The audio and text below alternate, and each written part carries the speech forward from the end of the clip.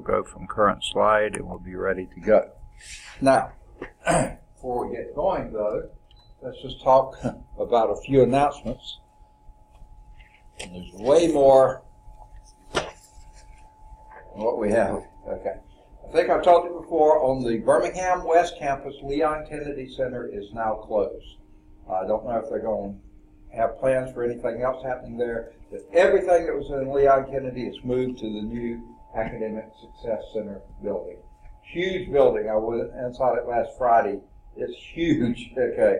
Lots and lots of room in there. You have to find where the things are there, but everything's there. The cafeteria's there, the bookstore's there, the Space Center's there, the counseling is there, the police department's there, everything's there. And they went from a good-sized building to a huge building. And when I went to the police station on Friday, I found out the police station police offices went from a nice suite of offices in Leon Kennedy to one little room there. So evidently they weren't very pleased with the police or something. I don't know. They did not get a boot up. They got a boot down. Okay. So anyway, Leon Kennedy Center is now closed. All right. The NASA's Community College Aerospace Scholars Program is having a new cohort start next fall, but the application for it is now, okay, from now till May 15th. So if you're interested, it's a great program. We've had several students participate in it before. It's a great program. Give it a look. I've got the website information if you want it here. You can also Google it and that kind of stuff. I think I've already announced those before.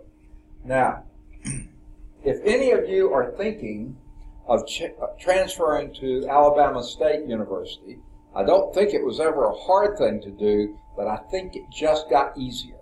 Because yesterday morning on the Birmingham West Campus in the new Academic Success Center, the presidents of the two our college and their university met and signed a memorandum of, Alabama State University Transfer Memorandum of Understanding. Okay? So my take from that is things just got a whole lot easier. So if you are thinking of going to Alabama State, check it out. I think it was there. I wasn't able to go because I was in class. If any of you are interested in becoming the next Miss Lawson State, then there were two interest forums that happened yesterday and today, but I'm sure you can still check with it. Here are the requirements, Brett. Currently enrolled at Lawson State Community College, a 3.0 or higher grade point average, completed and or currently enrolled in a minimum of 16 credit hours at the 100 level and higher, and active in an extracurricular activity or organization. For more information, you can contact Ms. Leslie Harper or Ms. Janine Jones over on the Birmingham West Campus. They're in the new Academic Success Center. Or Ms. Kimberly Moore, who's here on this campus. Her office is right across from the testing room. This is from Ms. Lawson State, okay, if you're interested. Actually, I think guys can do, I know they can be in the court. I don't know if they can actually run for the position, but they can be in the court. Now, two things are coming up the next 2 days. This sounds so bizarre. Today is my last full day of work this week, okay? Yeah. Because... What's that? Let's get a little short today. Oh, no, I got to make up for lost time. Okay. All right. Tomorrow, they're requiring all instructional staff, all full-time all full-time instructors to go to Montgomery for a professional development day. A complete waste of time in the middle of a term within weeks of final exams. It's crazy. But they're requiring no questions asked. Everybody has to go. Okay, except nursing allied health faculty. So nursing, dental, that kind of stuff, they don't have to go. But the rest of us do. Right in the middle of the term, middle of the week, they're requiring us to be there.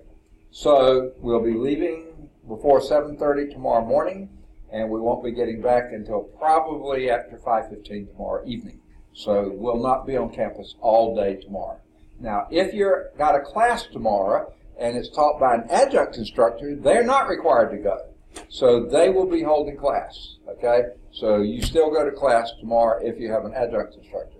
If you have a full-time instructor and you haven't heard from them, contact them, because they should have told you already, and they probably have, but if you don't know for sure, check and make sure to see if you're having class or not. Okay. Then Thursday. This is a little bit closer to home and pretty important. Thursday, we're having our honors and awards ceremony. That goes from 10 till 12 Thursday morning on the Birmingham West Campus, and that's in the Arthur Shores Fine Arts Building, which is also our gymnasium. Fine Arts and gym, they go right together, right?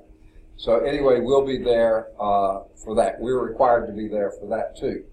However, they require us to be there by 9:30 to waste a half hour there, and then that means I have to leave this campus by 9 o'clock. So the vice president said classes are to dismiss. He meant to be dismissed from 9 a.m. until 12:30 tomorrow. That's all classes, both campuses, adjunct or not adjunct.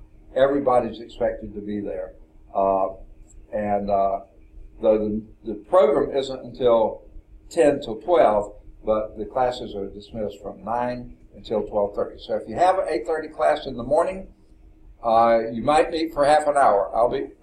Thursday morning. I'll be meeting with mine for 30 minutes and tell them what to do for the next 45, to make up for the time we're missing. If it's a 10 o'clock class, those classes are completely canceled. 11:30 class, technically they can meet from 12:30 to 12:45, but I don't think anyone will. I've already told my students what to do from there, okay? But this class, we get to meet the full time because we're well after 12:30. So, yes, cheers, okay. So that's coming up Thursday. Now, the next thing, well, not the next thing, but one thing coming up within just a few weeks, folks, is final exams, okay? They came out with a schedule, and from everything I can tell, it's wrong, okay? Most of it's right, but there's one day I think is wrong, because the academic calendar on the website says that final exams are Tuesday, April the 30th through Monday, May the 6th, okay? That's when it says. On the academic calendar, that was approved by the Chancellor's office. My assumption is, okay? Yet on this schedule, they have final exams starting on Monday the 29th and going through Saturday the 4th. So this is not in compliance with what it says on the website. So I think this is incorrect. Okay, the rest of it's right, though. Tuesday, Wednesday, Thursday, Friday, Saturday, but they just messed up Monday. Okay, so I assume it's going to be corrected. I've told them that it was wrong. I don't know if they're going to listen or not. They have another thing wrong on it, and this is just a stupid mistake. It says all grades for mini-term 2, that's us, and regular term students, that's probably y'all too, and me, and this is for us, must be inputted, which is a strange word, into the web suite system no later than 12 o'clock noon on Monday, May 8th. What's wrong with that picture is Monday is the 6th. Okay, so on page 3, however, they do say Wednesday, May 8th. So page 2 is incorrect. It's Wednesday that the grades are due. Now, are any of you graduating this term? None? Okay, if you are, your grades have to be in even sooner. Okay. Now, our finals, because we're a mini-term class, this is what is stated here. And it's sort of hogwash in my mind. Yeah. It says mini-term 2 final exam schedule. All mini-term 2 classes, the finals are Monday, May 6th. Okay? We don't meet on Mondays. We meet on Tuesdays and Thursdays. So what I'm doing and what we're doing is we're going to have our finals on Thursday, the whatever that is, May 2nd, yeah, May 2nd on Thursday.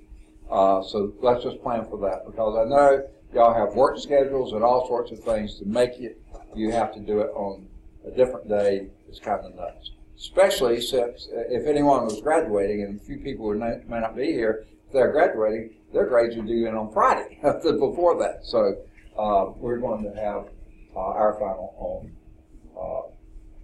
Thursday, the last day of class. Okay? Any questions? All right. Then, let's talk about today then. Already used too much time here, but let me, excuse me, I got to sneeze.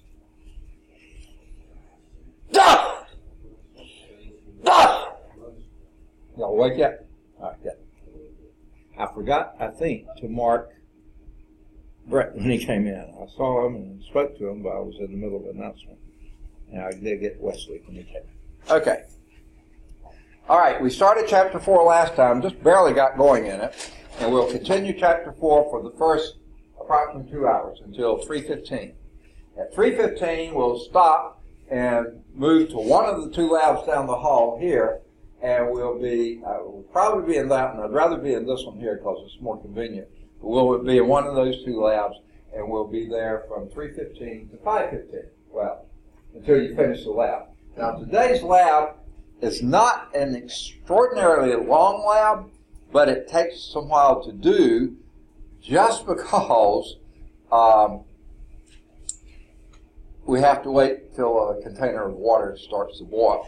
I can't put it on any sooner because I'm not in there to take care of it, and there may be students coming in. So it's just as a thing, it's going to have a certain time length in it, but it doesn't take that long to do. Now, we got other things to do while it's coming to a boil, but that's the main thing. We have to wait till it comes to a boil. Okay, so that's the lab. Won't take a full 2 hours, but it's going to take more than the last lab did, probably. Okay, and then the last 30 minutes, whenever the lab is over and we get back to here in the classroom, then we're going to have the test on chapter 3. Because we just started, we finished chapter 3 last time, and so the test will be this time. And here's Kelvin. And now my sneezing is now loosened my head, so I'll probably be talking into my handkerchief most of the rest of the day. Sorry about that. Okay. Any questions then on what we're going to do, how we're going to do it? Okay. I think we'll get far enough today to have the lab at 3:15. All right. Last time we started talking about kinetic molecular theory. Okay, that was the first subdivision in chapter 4. And basically what we're talking about there is what's happening on the very submicroscopic stage, and that's explaining what we observed on the macroscopic stage. Okay? So let's take a break here, and we're going to look at what they call the phases of matter. Now, in earlier courses, I know when I was growing up, they called these the states of matter. What are the states of matter or phases of matter? Anyone know? Usually people say 3. Solids, liquids, and gases. Exactly. Okay?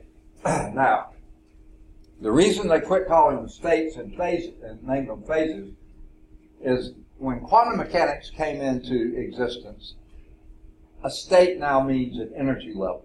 So it's not energy levels of matter, it's phases of matter. Solids, liquids, and gases. There's actually 4 of them. Does anyone know the 4th one? Plasma. Okay? So we'll talk about that just briefly. The book doesn't go into it, but I'll explain that. So let's start with the first one, solids. What does it take to be a solid? What makes something a solid? Well, it has to have a definite shape and a definite volume. So many of the things you see in the room are solids, okay? Definite shape, definite volume, okay? Sometimes pretty hard to determine the volume, but definite shape, definite volume. Why do they have that? Well, now let's look, that's the macroscopic observation, definite shapes, definite volumes. Why? Well, let's look at the microscopic structure. They're in rigid 3-dimensional structures, okay? That's what makes a solid a solid. Okay? And what they mean by that, well, let's just take one. Atoms and molecules are bonded into place, so they are fixed pretty much in proximity to each other. That gives them a definite volume, but they're also fixed in position next to each other. That's what gives them a definite shape. So the atoms and molecules are bonded in place, very rigidly in place. The only allowed motions are restricted to vibrations in place alone. That's all they can do. Now, let's go back to this definite volume for a moment. Even a solid, because of that vibration, when you heat it up, it makes the bonds expand slightly. So even solids expand when they heat and contract when they cool. Not very much, but they do. They do expand and contract. Not a lot, but a little bit. Now, this illustrates the rigid three-dimensional structure, even though this is only two-dimensional. Just imagine there's more of them out here and over here and back there and everywhere. They do get to vibrate, but they're held in place. It gives it a definite shape and a definite volume. The vibration element of it, and they always are vibrating. Nothing is ever completely stationary, but that vibration, as they heat up, they vibrate and push each other a little bit further apart, but not very far. So that's why they expand when they heat, shrink when they cool. Now, you probably have experienced that before. Have you ever gone over a bridge, any kind of a bridge, and you notice when you first go, it goes boom, and then when you go off the bridge, boom. Okay, there's a little bump in both places. And that's because the road is here, it's pretty fixed, and here, the bridge is pretty fixed, but they have to allow an expansion joint. Okay? Actually, most of the floors, if you go out here in the hall, and that is for a slightly different reason, but they have expansion joints. Now, the better bridges, and you've probably seen this, have these plates that are metal plates. They have teeth like this. So when they expand, they get a little longer, but they stay within there. When they contract, then they pull away, but you still have that, so you don't notice the bump as badly. But in the old bridges, you know, in pavement and stuff like this, you would definitely have that. Now, this has happened. Hopefully it doesn't happen very frequently. But when they're laying, okay, have you heard a train when it goes by? Have you ever noticed it? It makes that noise as it's going by. You know why? The rails are so long. I mean, 16 feet, 20 feet, something like that, but they have a finite length. And then there's always a gap before the next rail. So the wheels, the metal wheels, they make a click-click every time they go across the gap. Why are the gaps in the rails? Why don't they put them right together? You wouldn't have the click, would you? Well, if you have that 20 feet of rail and you laid them in the wintertime and laid them as tightly as you could together, then in the summer, they're going to expand ever so slightly. But when they expand, they're going to warp. Because if they have nowhere to expand, they are going to warp and bend and twist, and the train derails them. And that has happened. Okay, hopefully it's not happening much in these days, but it has happened before. Now you have train derailments, so those are for different reasons. But that actually happens. You can see some places that train tracks you can get so warped. Okay? So, even solids, they say they have a fixed volume, is fixed within a certain tolerance. Okay? They do shrink as well, a very little amount. All right, now how do you get, in general, from a solid to a liquid? If you had a solid and the material does have a liquid phase, how do you get from the solid phase to the liquid phase? What is typically you do to go from solid to liquid? Second? Okay. Melt it, exactly. How do you go about melting something? Heat, yes, you add heat. What's the name of this chapter? Heat and temperature. You add heat. Okay, well, why is adding heat melt something? Well, that's because the solid molecules that are fixed in place, rigid structure there, three-dimensional structure, fixed in place, when you add enough heat, now you're making those vibrations increase. They're increasing more, they're expanding some. At some point, you break that chemical bond. Everything depends on the chemical bonds, okay? Bonded in place. If you expand that too much, then those bonds break. Now, once they break, okay, this is Seth. Okay? Once those solid bonds break, now the molecules are free to move past each other. They stay in close proximity to each other, so they have a definite shape. That was back on the wrong side. They have a definite volume because they stay close to each other, but now they have an indefinite shape because you've broken those rigid three-dimensional bonds that held them in shape, and now they're free to move past each other, slide past each other, and that's what makes a liquid a liquid. You still have the proximity, they still stay close to each other, but you have an indefinite shape. Now you only have weak, cohesive bonds between the component molecules, not a rigid, fixed bond like you did with the solids. The constituent molecules are mostly in contact with each other, but not fixed in position. Now the allowable motions, you still have vibrations, you now have rotations. They can do all sorts of stuff. Limited translation. They don't do a lot of moving from one place to another, but they have some limited translation. Okay? So that's what makes a liquid a liquid. So now the bondings, they still vibrate.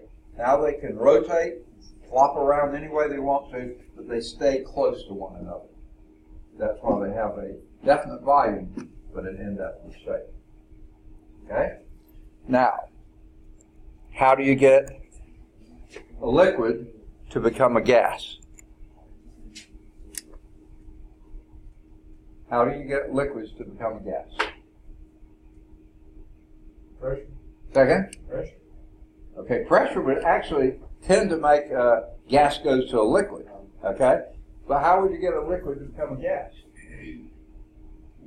Heat it up, add more energy. Okay? What's happening there? Well, the bonding that held the liquids close to each other, now they start flying apart from each other because you've added more energy, so the vibrations are getting greater, and now they fly apart.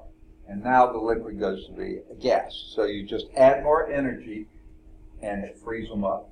Now you have indefinite volume and indefinite shape.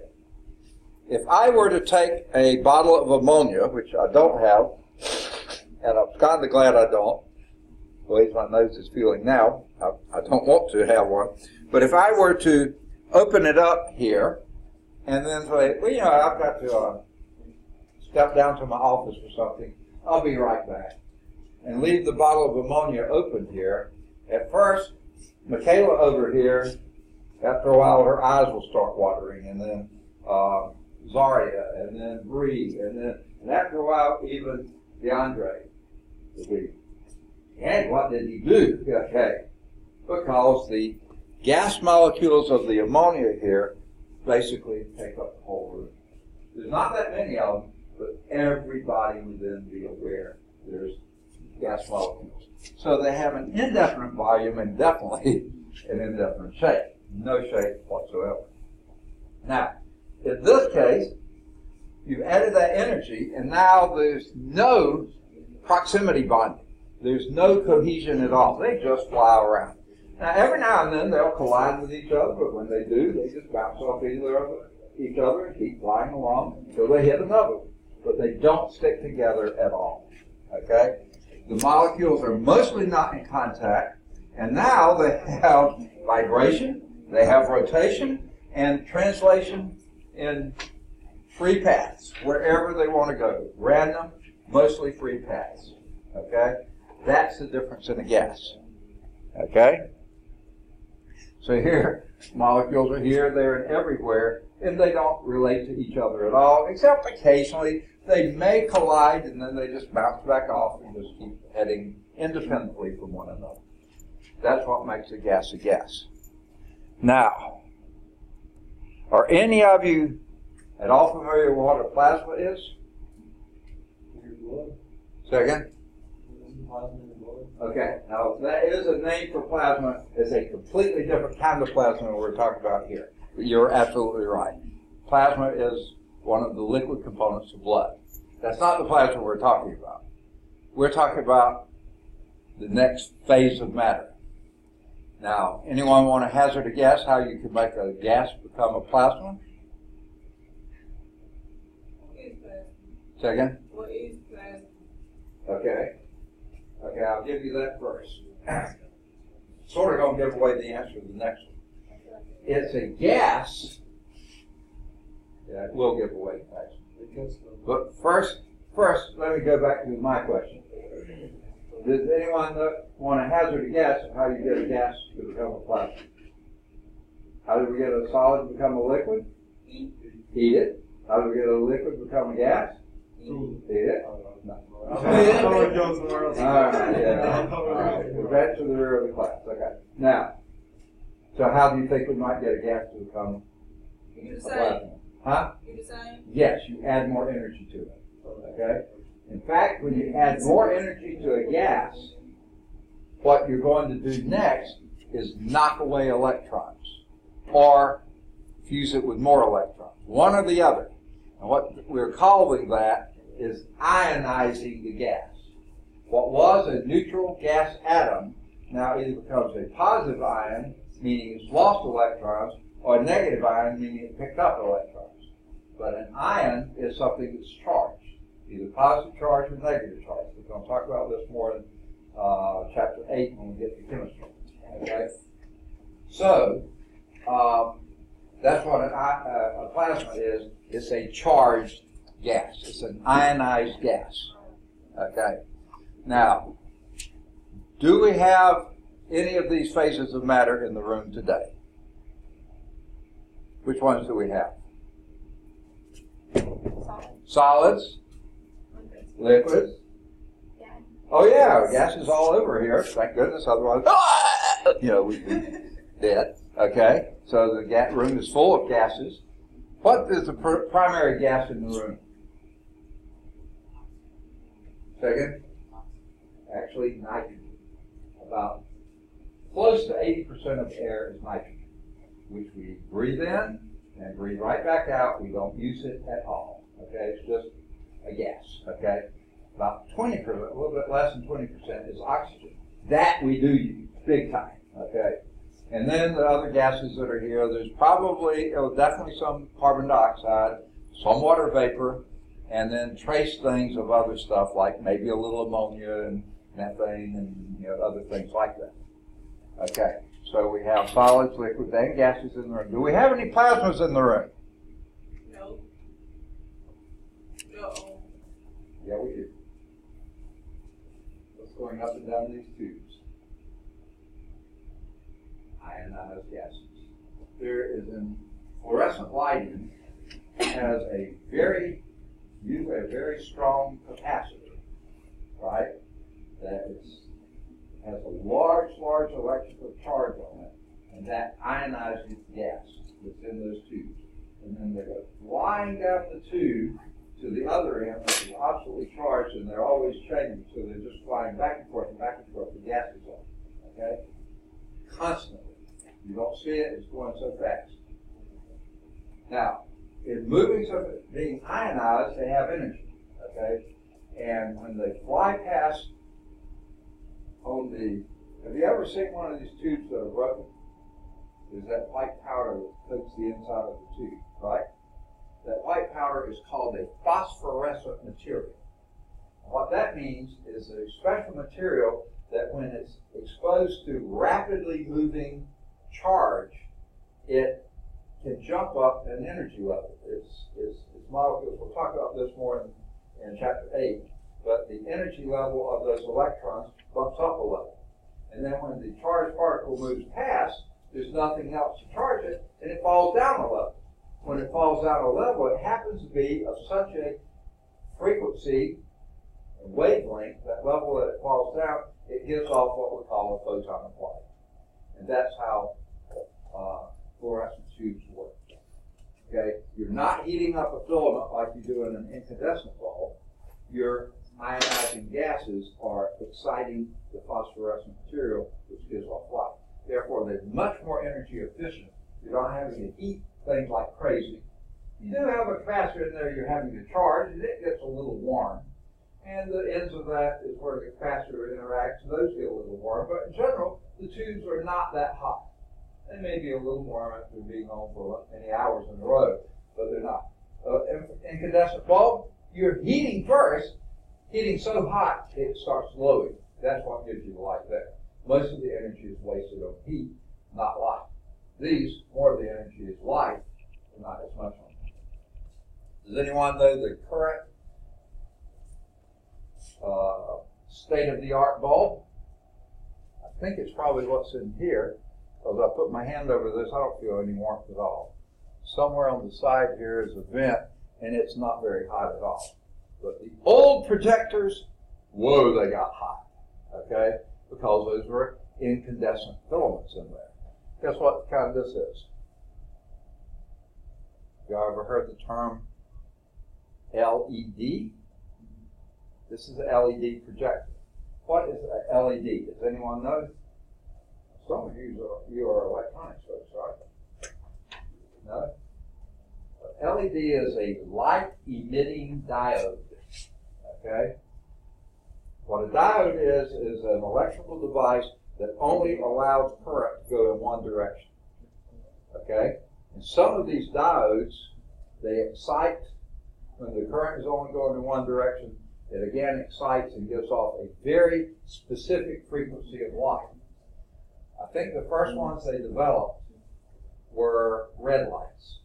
Okay? So they would give off a red light. Not too many years after they developed those, they found others that gave off green light. So those were great for Christmas lights, and that was about all. Maybe traffic lights, I don't know if they use those or not, but they could have. Okay? But they couldn't use them to light a room until, and this is fairly recently, within the last couple of decades, they came out, somebody, I think in Japan, finally perfected and developed a blue LED. Now that they have those three colors, what is white light? It's a mixture of all the colors of the spectrum. So when they had blue, green, red, green, and blue, they had enough, because blue is a mixture of, well, blue is pure, green has yellow and blue in it, red has a little bit of orange and stuff in it, so you had enough of them that you can put them together and make a LED light. These LED bulbs, you know, they used to measure the light, the incandescent light bulbs, with how many watts of energy they used. The more watts, the more the brighter the bulb was. Well, most of that energy was being used to make heat, not light. So when they came out with compact fluorescents, they would say 60 watt equivalent, but it would only be like 15 watts they actually used. When they came out with LED lights that hardly produce any heat at all, they do a little bit, but those, they're like a 60 watt bulb will only actually use about 6 or 7 watts of energy to produce the equivalent light that a 60 watt incandescent bulb does. But we're so used to classifying our bulbs by the wattage, it doesn't make any sense with the LEDs. But anyway, that's beside the point. The fluorescents are your plasmas. Okay, so let's think. In the room, we have lots of solids, a few liquids, and lots of gas. The blade of gas isn't so much, but the light is. And just a little bit of plasma. How about in the universe in general? What is the predominant phase of matter? Solids, liquids, gases, or plasma? Second? Gases. Second. Is it gases? Okay. You would think probably so. Except that if you think of just our solar system, you were in the class, just our solar system. It's solid. Huh? It's solid. Okay, you would think that too, because most of the planets, no, I won't even say that. A lot of the planets and moons and asteroids are solid. But in our solar system, okay, not that many liquids in the universe in general. Oh, how did we guess that? It was the only one left. But if you think of this, just think of our solar system. Our solar system, the sun has more mass. It's like 700 times the mass of everything else in the solar system. All the solids, all the liquids, all the gases, added together, the sun is 700 times more massive than all the planets, all the moons, all the asteroids, all the comets, all the meteors and meteorites and everything else. The sun has more mass than all those put together, like 700 times more. And what is the sun? One extremely hot ball of plasma. Mostly. It has some gases maybe in it, but it's mostly plasma. And guess what? If our solar system is predominantly plasma, then when you consider the galaxies and everything else, I don't know this for a fact, but my guess would be plasma. Okay? So anyway, I would guess plasma.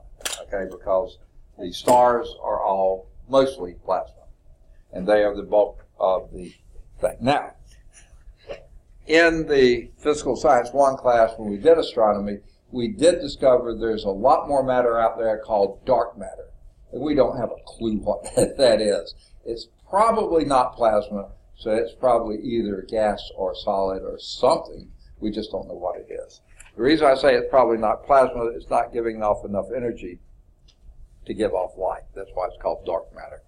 So anyway, these are your guesses. All right, so let's go back to our molecular motions. Okay? Now, molecular motions are characterized by the average kinetic energy in a large sun. Okay? And that's exactly how we measure temperature. What we're measuring in temperature is really the average kinetic energy of a large sun. Okay? Now, temperature is the measure of the average kinetic energy of the on the molecules making up a substance. So that definition, that's almost the same definition there. That's what temperature is measuring. So if you wanted to write an equation for it, and it's not one that you actually need, but it's the temperature is proportional to the average kinetic energy. And the constant of proportionality is a sort of weird one. It's like 3/2 or 2/3. I think it's 3/2 the average kinetic energy, but that's even just an average. Okay? Now, what's some of the evidence for that? When we have gases that we have heated at different temperatures, to different temperatures, higher and higher temperatures, they diffuse more quickly. Just like solids, they vibrate faster. Liquids, they vibrate faster. Gases vibrate faster, and so they diffuse more quickly. Your expansion and contraction with increasing and decreasing temperature. We see that in gases, to a small extent liquid, and to even smaller extent solids. Okay? But let me go back to the liquid one here, and we have one weird substance out there. Just about the only one, I don't want to say the only one in nature, but one of the primary ones in nature, a material that actually expands for some of the time when it cools and shrinks when it heats. And it only does this over a very small range, but it does do it. Can anyone think what that weird, strange material must be? Expands when it cools, contracts when it heats. Over a very small range, very, very small range, like 4 degrees. So that's all. But in those 4 degrees, it expands greatly if you're cooling it, and shrinks greatly when you're heating. But we usually think of the cooling part. Anyone think of what material that would be? Really bizarre. One of the few in the universe that does this. One of the most common compounds on the planet. Covers 2/3 of the globe. Water! Think about this. Have you got what you got in your glass there? Sweet tea. Huh? Sweet tea. Sweet tea. Yes. Okay. Is a Iced tea or a warm tea? Iced tea. And when you first had it full, where was the ice? At the top. Wait a minute, sweet tea is mostly water. Their solid water is floating. Why is that? It expanded when it cooled. One of the few materials on the planet that will do that. And because it will do that, we have life on this planet, believe it or not. If water didn't have that weird characteristic that between 4 degrees and 0 degrees, as you're cooling it, it actually expands. Okay? If we didn't have that principle, life on this planet would probably not exist as we know it. Because in every river, pond, lake, ocean that was anywhere below freezing point of water, less than 32 degrees Fahrenheit, guess what? In Minnesota, in many, in Canada, and in the North Pole, the South Pole, there's lots of places to get below 32 degrees Fahrenheit for long periods of time. If water obeyed like everything else, that solid water would all go to the bottom of the river, the stream, the lake, the pond, or anything else, and freeze from the bottom up. That doesn't do that. It freezes from the top down, because between 4 degrees Celsius and 0 degrees Celsius, which is the freezing point, water expands. It expands pretty greatly too, okay? Because, remember, the water molecules, if they're water, they're moving past each other. But they stick really close together because they have this thing called hydrogen bonding. They really like to stay close. But then when they slow down and slow down and slow down, when we're taking heat away, and then when they do start to freeze, they get into the crystal structure. Well, the crystal structure pushes the molecules further apart because they have to get into this fixed crystal structure. Whereas when they're liquid, they can be as close as they wanted to each other, like this, but when they freeze, they have to get into the fixed places, and they're further apart on average than they were as a liquid. So that's why water expands when it cools. Okay? Now, what are some negative applications of that principle? How strong is that, would you think, the freezing of water? Is that a pretty strong process, or is that a fairly weak process? Once it's finished? Say again? Once it's already froze? No, when it's in the process of freezing. Is that pretty strong, that action of expansion? Or is that pretty weak?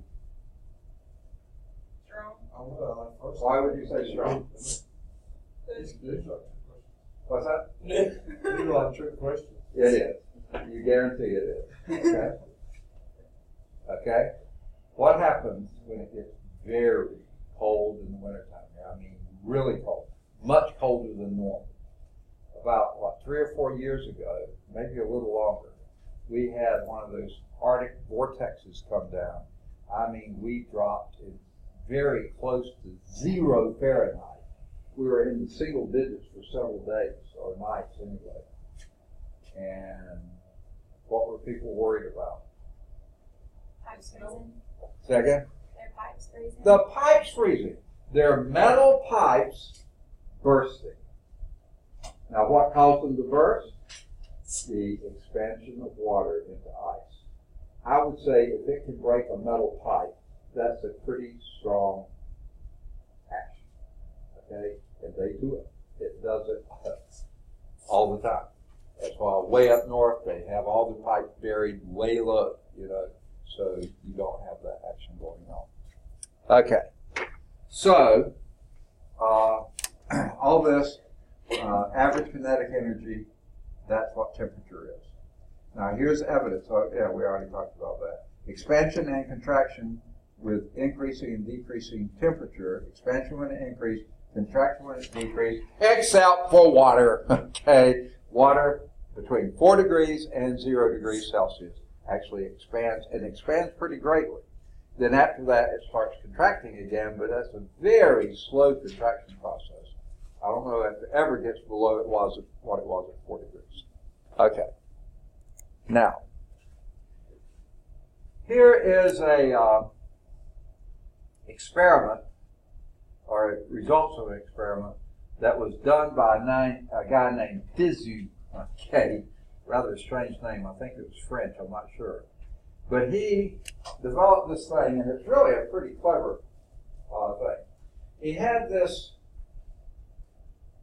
box over here that had something in it. I'm guessing it was carbon. Okay, ionized carbon, black soot, basically. And he'd heat it up, and this would start, acting like a gas. Okay. Now he sent it through a bunch of things called collimators, which basically blocked out everything but a very, very, very narrow band. So then he had a column of carbon molecules coming through this. And over here he had a drum, and the drum spun around. Now the drum wasn't quite solid, it was mostly solid, but it had a little bitty gap down one part of it. So it would go around, and when the gap, when it was like this, the carbon just plated out on the outside of the drum. But when the gap came by, that carbon made its way into the gap, but it was constantly turning, so it only went in there for a brief period of time, just a little pulse, okay?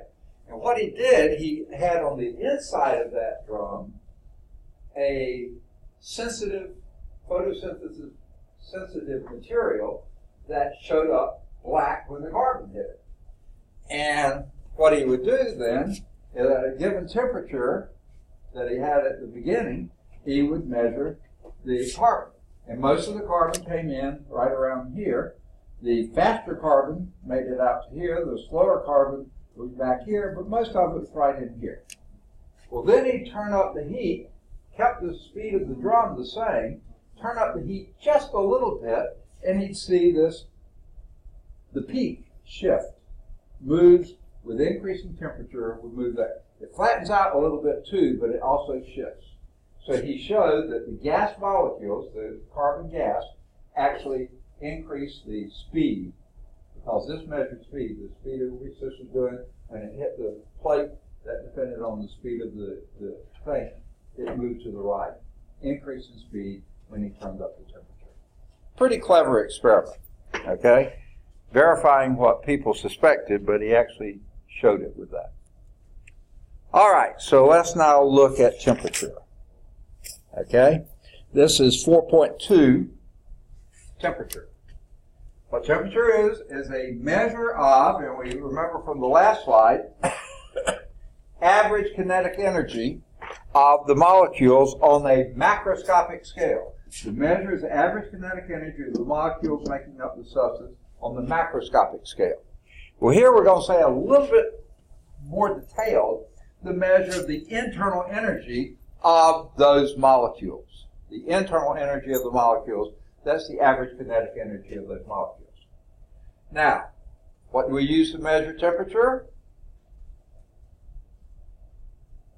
Thermometers. Okay, very good. You read well. Okay.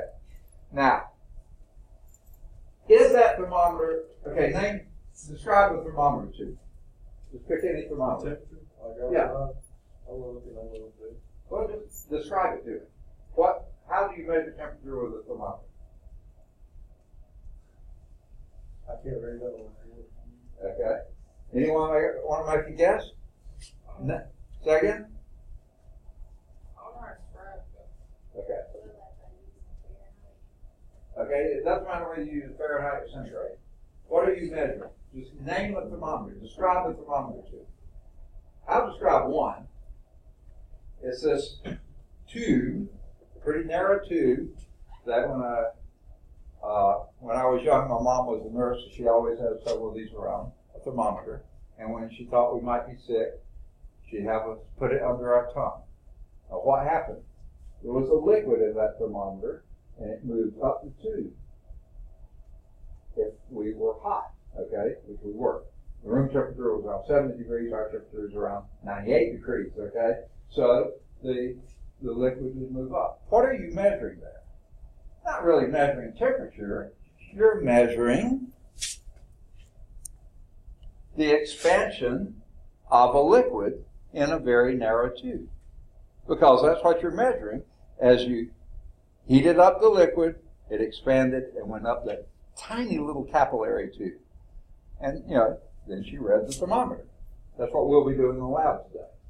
you're measuring the expansion of a liquid. You're not really measuring temperature, but you calibrated that expansion to temperature. Okay? All right, so that's one type of thermometer. Can anyone describe any other type of thermometer?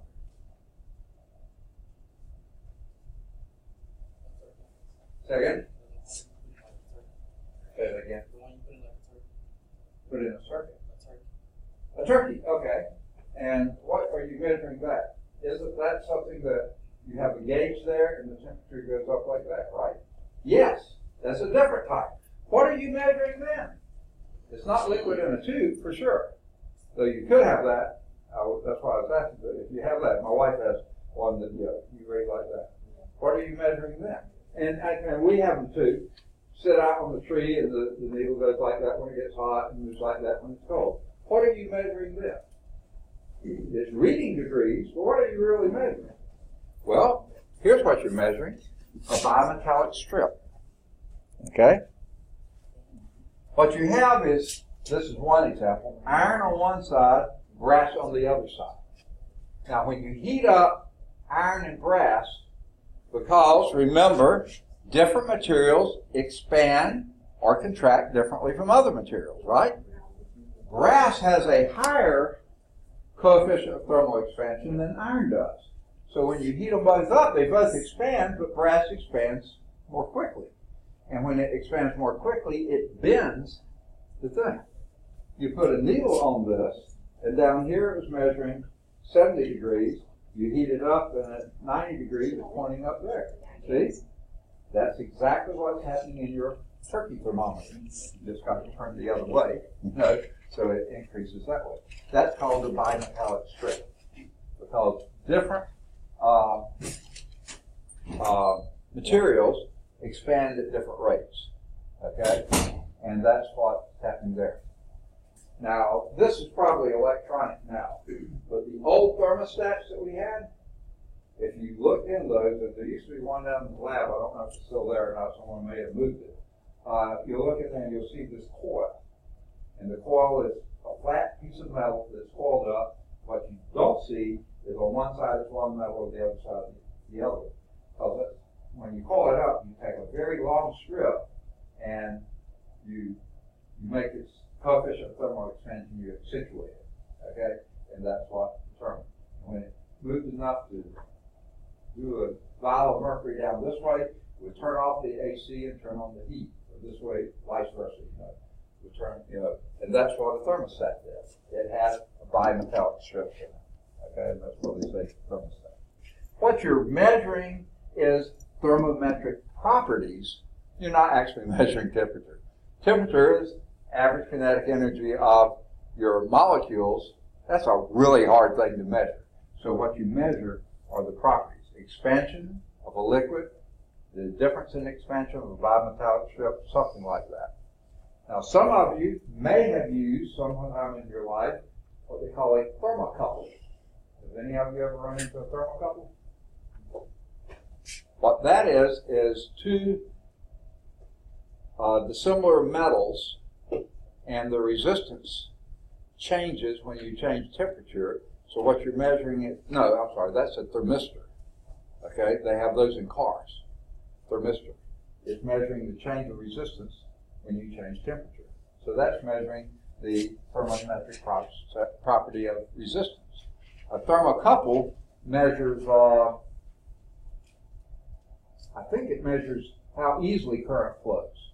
And the higher the temperature, the harder it is for current to flow. I think is how it goes. So you're measuring the difference in either voltage or current. So a thermocouple is an electronic device or electrical device that you use to measure temperature. So you're measuring the thermometric properties, not that you're measuring average kinetic energy. Okay. I don't know what would have gone there. The figure in your text, if you've got your text, on page 91, that's a thermostat here, and there's that bimetallic strip all coiled up there, and at the end of it here's the mercury vial, and when it expands so much, the mercury vial tilts and then it changes either from heat to cooler and cooling to heat, one or the other. Or it turns itself off if you're at a temperature in the range. All right, now, someone mentioned earlier Fahrenheit and Celsius. These are just temperature scales, okay? All you do is pick what you're measuring from. Now, the very earliest thermometer I think that anyone ever recorded, I believe, I'm not absolutely certain of this, but I believe was Galileo. Galileo had observed that when a gas heats up, it expands. And when it cools, it contracts. So what he did, he took one of these, I'll probably seen them in a chemistry lab, a beaker or a vial that is a big, almost spherical base, and then a very slender neck. Okay? And he put that with a certain amount of water in it, and then flipped it over into a pan of water and supported it there. So you had gas at the top and water down here. Okay? And as the temperature heated up, it expanded the gas and it pushed the water down into the pan. Okay, you had to have a pan down there to catch it, because you couldn't just let it spill out. So when the gas expanded, it pushed it down. So higher temperatures went down, lower temperatures went up, because when the gas cooled, it contracted, and the liquid went up the tube. Okay? That was one of the first thermometers. Okay? There was a problem with it, though.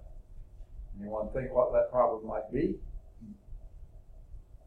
That also sort of acted as a barometer, because the barometer, more pressure, atmospheric pressure, pushing down on the water would then push the water up the tube, even at the same temperature. So he had actually done a thermometer barometer. He didn't mean to, but he did, because at the same temperature, if different pressure, either the water went up the tube or down the tube. So he had some conflict there between temperature and pressure, atmospheric pressure. Okay? We'll talk about that in lab today too. Okay? Well, who followed Galileo in just about everything? Isaac Newton. Isaac Newton was born the same year that Galileo died. So they never interacted with each other, but they were so close in time to each other. And what Isaac Newton did was take that tube with a liquid in it and seal it off. So now it's a vacuum above there, and this a bulb of the liquid down here, and when that heated, it forced it up that very narrow little capillary tube, and those are the thermometers we use today. You took the atmospheric pressure out of the equation, you only were dealing with the thermal expansion of the liquid. Now, probably the most precise of those usually have mercury as the liquid. But mercury is hard to read. I just have the greatest problem reading a mercury thermometer, because it's very little difference in the color of the glass and the color of the mercury. So they also put in colored alcohol, like red colored alcohol. Those you can see a lot easier. But some of you will be using some of each type in the lab today. Okay. So, but when Newton improved on Galileo's thermometer, he had to come up with a scale. And if I'm remembering right, he went from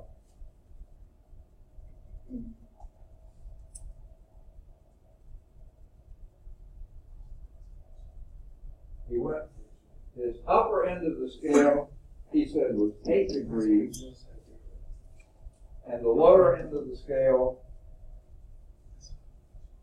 I think the lower end of the scale was the freezing point of water, and the upper end of the scale was no. I can't remember exactly how he did it. But anyway, I think he did 8 degrees. Okay? Well, then they started splitting those into half degrees, and quarter degrees, and no, I'm sorry. He had 12 degrees. I'm sorry. 12. From this end to that end were 12 degrees. Okay? And body temperature being at the top. And then they did half degrees, and then quarter degrees, and then eighth of a degrees. Okay, as they got more and more precise with it. And then they got tired of doing eighths of a degrees, so they said, let's just call this eighth of a degree 1 degree. So then it's 12 multiplied by 8, and that gave 96. And on his scale, 96 was body temperature. And that's still what we use today in Fahrenheit, except we use 98.6. Wasn't as precise back then. Okay, so that's how, well, I think he went 0 to 12, and later 96 degrees. But along came a guy named Fahrenheit, and he was doing really cold stuff in his lab, much below the freezing point of water. And he didn't like the scale because if you had 0 as the freezing point of water, when you got colder, you had negative temperature. Negative temperatures are hard to mess with. You know, we usually don't talk about distance being negative. We don't talk about, you know, lots of things being negative. He didn't want a negative temperature because it messed up his equations. So he said, and here's how he did his cold temperatures. And I imagine some of you may have done this in the past. Have any of you ever made ice cream in the summertime? Okay, how do you do it? Salt. Yeah, on what? Water. On the ice, right? You put the salt on the ice. Why do you put salt on the ice? It freezes. It makes it freeze at a lower temperature. Because the ice melts at a lower temperature. It drops the temperature of the freezing point of water. And that's what he was able to do, was mix many things with ice, dropping the temperature until you got down to a very cold temperature. Well, as cold as he could go in his lab, whatever that was he was mixing with it, he made that his 0. Okay? Well, that put the freezing point of water up here at 32 then, which is sort of weird. It's kept the body temperature being around 98, 96, 98, somewhere up there. Well, along came another guy. Fahrenheit was a German guy, a guy named Anders Celsius. I think he was from Sweden. Okay? He said, this is crazy using body temperature as the upper end of our temperature scale. That just doesn't make any sense because, frankly, different people have different temperatures. I worked with a woman, she was an engineer, and I worked at Southern Research Institute. We had a project going on in Florida, and she was on site in Florida, and she sent the data up to me, and I processed it. We worked on the design and stuff together. But when her normal body temperature was 96 degrees Fahrenheit. If she ever had a 98 degree or 98.6, she had a serious fever. She was 2 degrees above her normal body temperature. She just had a lower temperature than everybody else, okay? If she ever was 98.6, she was sick, okay, really sick, okay? I don't think she ever got to 100. She'd have probably been close to death by then, but 98.6 was really sick for her. So Celsius said that's a crazy thing to use as your upper end. So he used, since he was using the freezing point of water as the 0, let's use the boiling point of water. Let's see, why don't we make it 100? Okay, well this really threw off the other scale because 100 on that scale was just barely above body temperature. 100 Celsius is boiling point of water. So very different scales, okay? But guess what? Both of these still had temperatures you could get to below 0. That really messes up everything. Having negative temperatures, you can't really form equations and formulas that have negative numbers in them. You expect everything to be positive. Like kinetic energy can't be negative, okay? Ever, okay? So other things, they just didn't want negative numbers. Well, here came William Thomson. William Thomson, where does he come in here? Well, he actually had a title. He was landed aristocracy. He was one of the honchos. I don't know if he was an earl or what, but I think he must have been because his title was Lord Kelvin. So they named the scale not after his name, but after his title. And he was also a fantastic scientist, one of the best ever. In fact, he's the one that developed many of the rules we call thermodynamics today. He was top-notch. Very few of those aristocrats were really all that smart. They just had a lot of money. He was smart and had a lot of land and money. So Kelvin came up with a scale that was, you couldn't get a negative number. I think I may have described this to you before. Remember we said that a gas, when you heat it up, it expands, and when you cool it, it contracts? Remember? Okay. Well, he did this, and several others did, with many different gases. Okay? So they had them at some temperature, their volume would be here. Temperatures on this scale, horizontal scale, volumes on the vertical scale.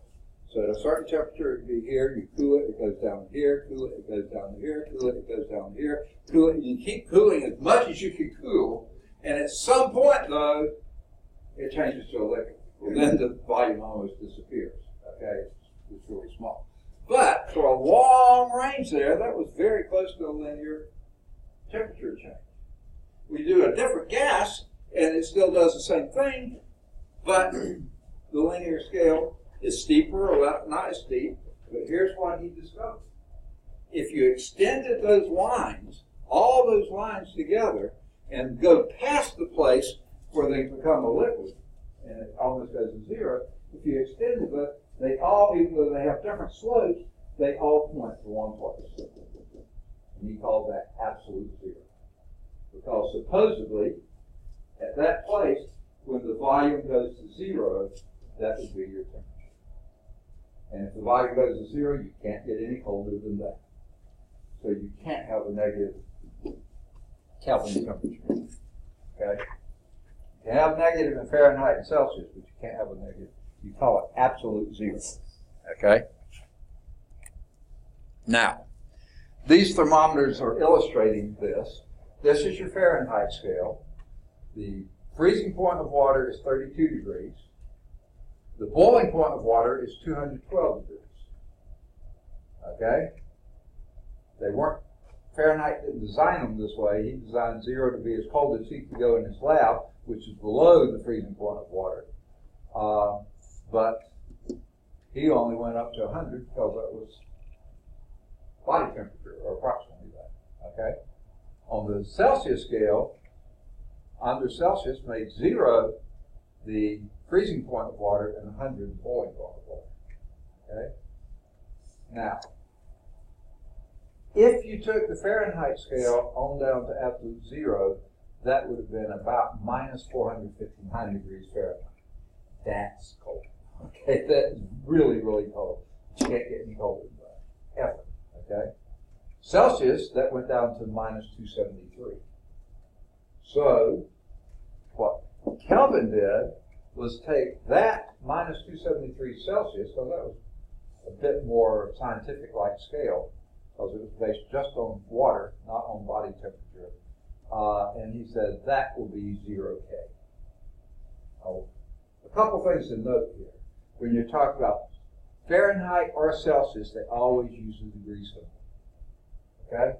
When you talk about Kelvin, never use a degree symbol. You just say so many K. Okay? You don't even call them degrees. So that made, if you use the Celsius scale and just drop the zero down to here, that makes the freezing point of water 273. There's a 273 degree difference here, 273 difference here. So the degree size is the same. Now notice here, the Fahrenheit scale, the Fahrenheit degree is smaller because you have 180 degrees in between 212 and 32, right? Subtract 32 from 212, you get 180. You subtract 0 from 100, you get 100. Subtract 273 from 373, you get 100. So a Celsius degree is the same size as a K. A Fahrenheit is less than that. It's almost half of that, okay? So that's why these are sort of awkward to work with. Here, all you do is add 273 to the Celsius and you get Kelvin. Or subtract 273 from Kelvin and you get Celsius. Here you have some other mess to do. So that's what we're going to talk about next. How we can change our scales.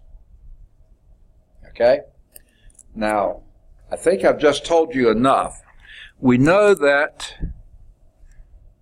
let me get my pen set up. I'm going to use yellow because this is a dark background. Okay? We know that the difference between, say, the boiling point of water and the freezing point of water on the Fahrenheit scale is 212 degrees, and this is 32 degrees, so the difference there is 180 degrees. Okay? On the Fahrenheit scale. These are degrees Fahrenheit. Okay, on the Celsius scale, boiling point is 100 degrees Celsius, and freezing point is 0 degrees Celsius. So the difference there is 100 degrees Celsius. But these ranges are exactly the same. Okay, so 180 degrees Fahrenheit is the same temperature difference as 100 degrees Celsius. Same range. Okay, so therefore you can set up a ratio like we talked about in chapter 1. So let's do the ratio of 180 degrees Fahrenheit to 100 degrees Celsius. And what is that ratio? Can you reduce that any? You can divide by 10, and there goes the 2 zeros. Can you divide by anything else? What will go into both 18 and 10? 2, okay. 2 will go into 18, 9 degrees, and 2 will go into 10, 5 degrees. So you got 9 degrees Fahrenheit for every 5 degrees Celsius. 9 to 5. It used to be a Dolly Parton song, right? Okay, good deal. Okay. Or if you're going the other way, you could do 5 degrees Celsius is to 9 degrees Fahrenheit. That's if you're going the other way. So these are going to come into play pretty importantly. But there's something else we have to mess with. Remember where the zeros are? The 0 for Fahrenheit is way down here. The freezing point of water is up here at 32. That's the 0 point for Celsius. So you have to get to the same starting point. So for Fahrenheit, you have to subtract 32 from whatever your measured temperature is to get to the freezing point, and then you do your 9 to 5 or 5 to 9. Okay? So that leads us to how we do our conversion formulas. Fahrenheit to Celsius, Celsius to Fahrenheit, and Celsius to Kelvin. Kelvin. Okay? Kelvin, you didn't know you had, no. Oh yeah, there you are. Didn't know you had a scale named after you, did you? Okay. All right. So if you know your Fahrenheit degrees, give me some temperature in Fahrenheit. Make up one. Anyone? Huh? 108. Wow, 108. That's pretty hot, right? 108 degrees Fahrenheit. Okay? Now, first thing I've got to do with that is subtract the 32 from it. Because we got to get to the same, this is how many degrees above freezing that 108 degrees is. Okay? So that's the first thing we're going to do. Then we're going to multiply by our conversion factor, which was, if you remember, 5 degrees Celsius for every 9 degrees Fahrenheit. Remember? 9 to 5, 5 to 9. So now degrees Fahrenheit cancel out, because this difference here is 76 degrees Fahrenheit. That's the difference. Then you can divide this out, okay, and then multiply this. So if you got a calculator, do this. 5 times 76 divided by 9.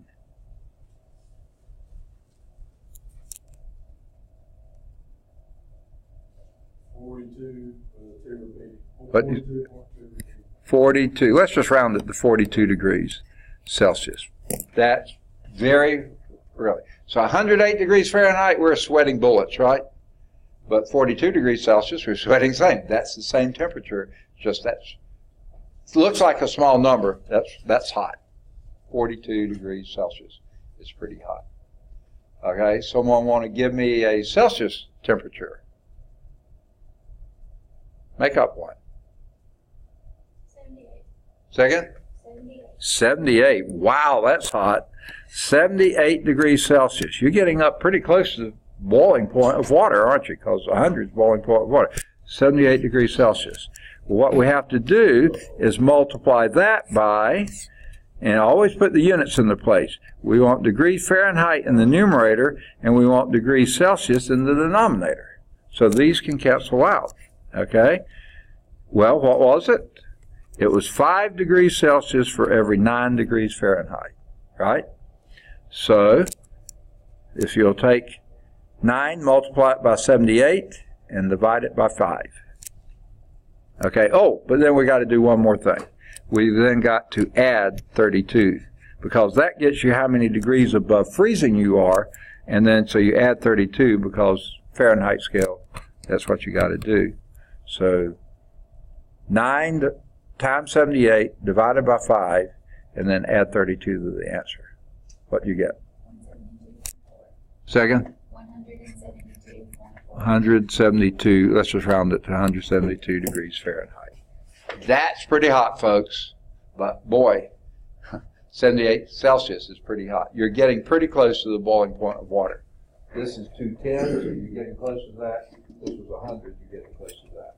That's how you do your conversions. Okay? You put your thing that you're going from in your denominator, thing you're going to in the numerator.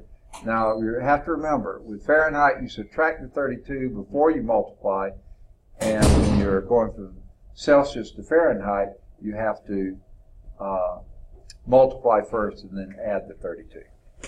Okay? So,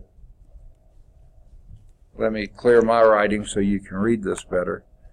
You'll see exactly what I just said. If you're going from Celsius to Fahrenheit, that's this one. Why they put them in the wrong order, I don't know. You do 5, because this is 5 degrees Celsius for every 9 degrees Fahrenheit, so Celsius is going to cancel out. And then when you finish that conversion, this will give you how many degrees above freezing that your Fahrenheit degrees are. Since freezing is at 32, you add 32 to it. That gives you degrees Fahrenheit. Second? Okay? And you're going from Fahrenheit to Celsius, that's this one. You first subtract 32 to get to the freezing point of water, how many degrees above you are above freezing point of water, and then it's 5 degrees Celsius for every 9 degrees Fahrenheit, so the Fahrenheits cancel out, and that gives you your degrees Celsius. And then the Kelvin, guess what? All you do is add 273 to Celsius, that gives you Kelvin. I showed you that earlier. That's all there is. Now, do we need a conversion from Fahrenheit to Celsius? Fahrenheit to Kelvin? No. How do you shoot a blue elephant? How do you shoot one? Yeah. They're not blue elephant, is it? With a blue elephant gun, of course. So how do you shoot a red elephant? Well, a red elephant, No. You don't need to buy a new gun. You swing around by his trunk until he turns blue, and then use your blue elephant gun. You don't need to buy a new gun, okay? All right, the same thing here. If you can get from Fahrenheit to Celsius, do that and then go to Kelvin. Don't come up with a new formula to get from Fahrenheit to Kelvin. Go Fahrenheit to Celsius and Celsius to Kelvin. Because that's such an easy formula. Okay? So don't buy a new gun. Okay? All right. Make sense? Kinda? Okay. We'll be doing this in today's lab too, so hang on to it. All right, how are we doing on time?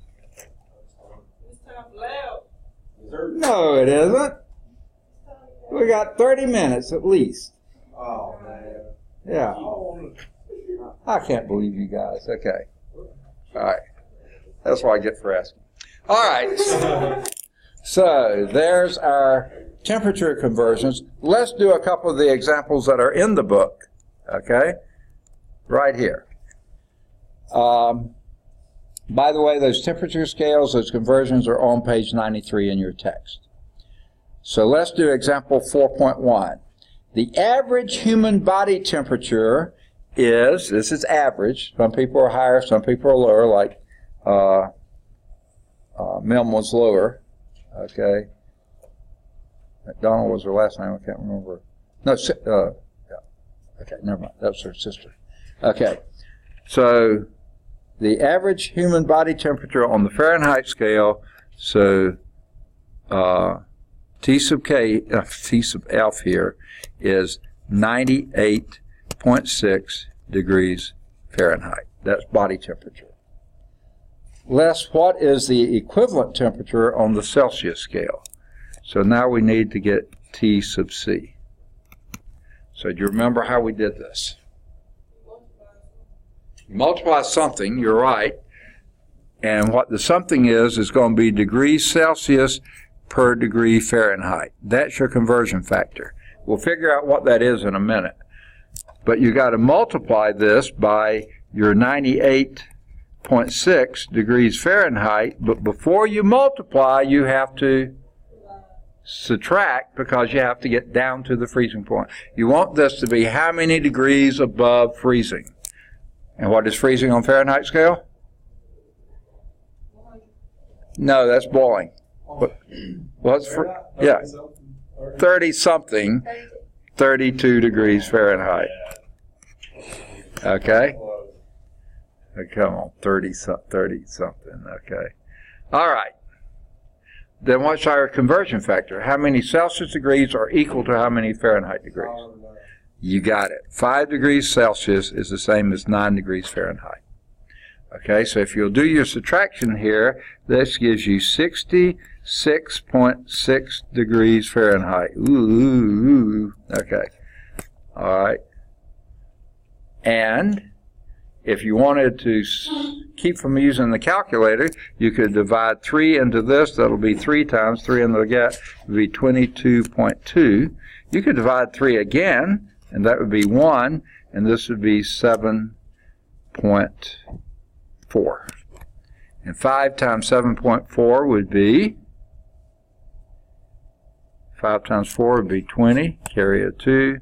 5 times 7, 35, and 2 would be, I don't think I'm doing that right. 36.6. I don't think so. So what did you say you got? 36.6. 36.6. Okay. Let's try it again. So I subtracted first and then. Okay, subtract first, you get 66.6, right? 66.6. And then multiply by 5, divide by 9. Multiply by 9. Divided by 5. Yeah. Oh. I think it's 37 degrees Celsius.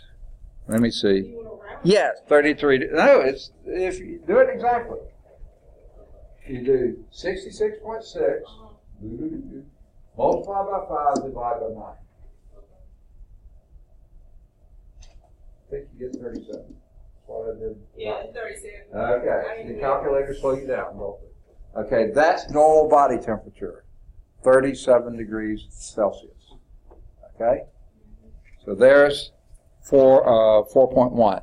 Let's do 4.2.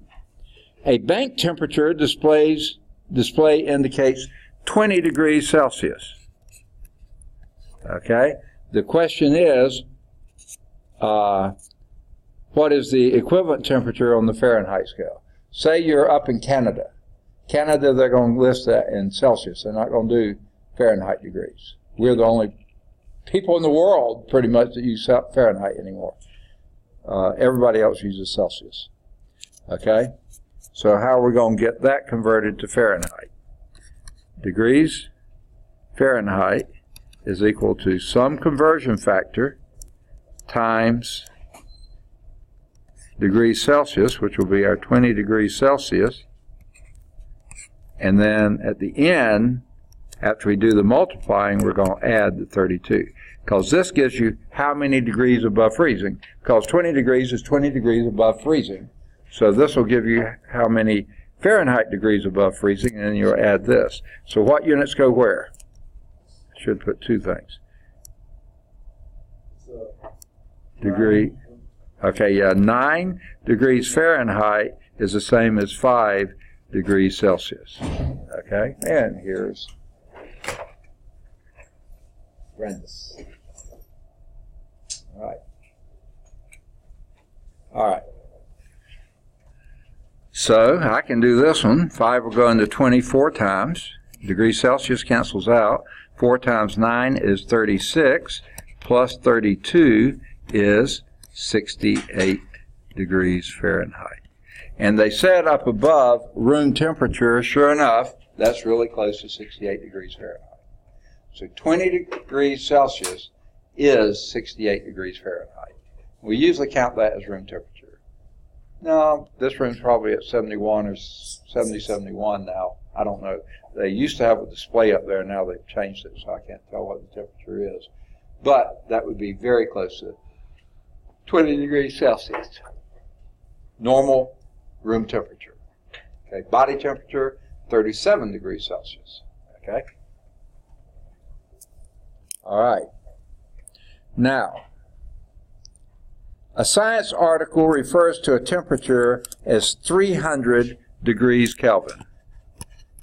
Oops. What did I say wrong?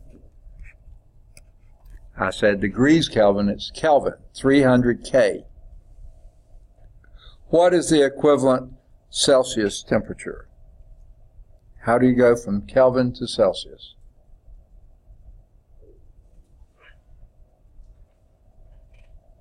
So you're from Celsius to Kelvin? No, from Kelvin to Celsius. Yeah, you subtract 273. Now, in reality, it's 273.15, but we're not going to mess with that. We'll just leave it like that.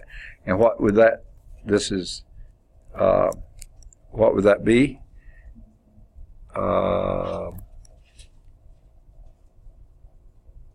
27 degrees Celsius would be 300 K. Okay? And they don't carry around the zero. I don't know why. Okay? Now, if you're trying to get to Fahrenheit, how do you do that? From Kelvin to Fahrenheit? Second, no, this is Celsius. That was Kelvin. So 27 degrees Celsius, that's what we found that to be. You have to multiply that by our conversion factor. Okay. And what was that again? This is degrees Celsius. So you want degrees Celsius in the denominator, degrees Fahrenheit in the numerator. How many degrees Fahrenheit are equivalent to that? Huh? 9 to 5. Dolly Parton. Okay. Get that out of your mind. Okay. Huh? What a way to make a living. Oh, yeah. And that gets you how many degrees above freezing you are, but because in Fahrenheit you have to add 32 to get how many degrees, because that's what freezing is. So this will be, now this will be a little harder to do because it's a fraction. 9 times 27 is 81, divided by 5 would be 18. Has anyone got it yet? 18.2 maybe, and add 32 to that, and you get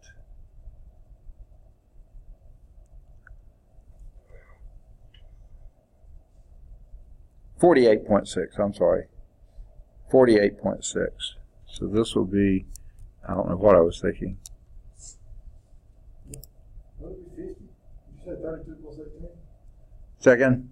No. It's 9 times 27. I said that wrong. I said that was 81. It's not. That's 3 times 81, which is 243, divided by 5 is 80. It's 48. This is, I believe, is 48.6. That's what they say in the book. Yeah, 48.6 degrees Fahrenheit, because your degrees Celsius canceled out, and this is degrees Fahrenheit. And then you add to that 32 degrees Fahrenheit, and that gives you 81. It's 80.6, which they round to 81 degrees Fahrenheit. Now, the reason they round it is because your 32 is, but you see, that could be 32.0, so it's sort of dumb to do it that way, but that's about 81. So 300 K would be 27 Celsius, which is a fair amount above room temperature, and when you do that, that comes out 81 degrees Fahrenheit. You see how that works? Yay or nay? Yay. All right. Yay, all right, you got it. All right, 81 degrees Fahrenheit. All right, now we move to 4.3, which is heat. All right, we talked about temperature, which is a measure of the average kinetic energy or internal energy of the molecules of a material, the average. Okay? Now, here's the deal with that. Some of those molecules will be moving faster and some of them slower because it's an average, okay? Now, heat is a form of energy transfer between two objects. So it's not really energy itself, it's an energy transfer between two objects, okay?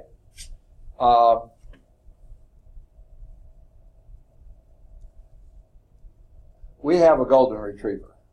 Do any of you know what golden retrievers are like? They're just about the sweetest dogs ever made. I mean, they're just incredibly.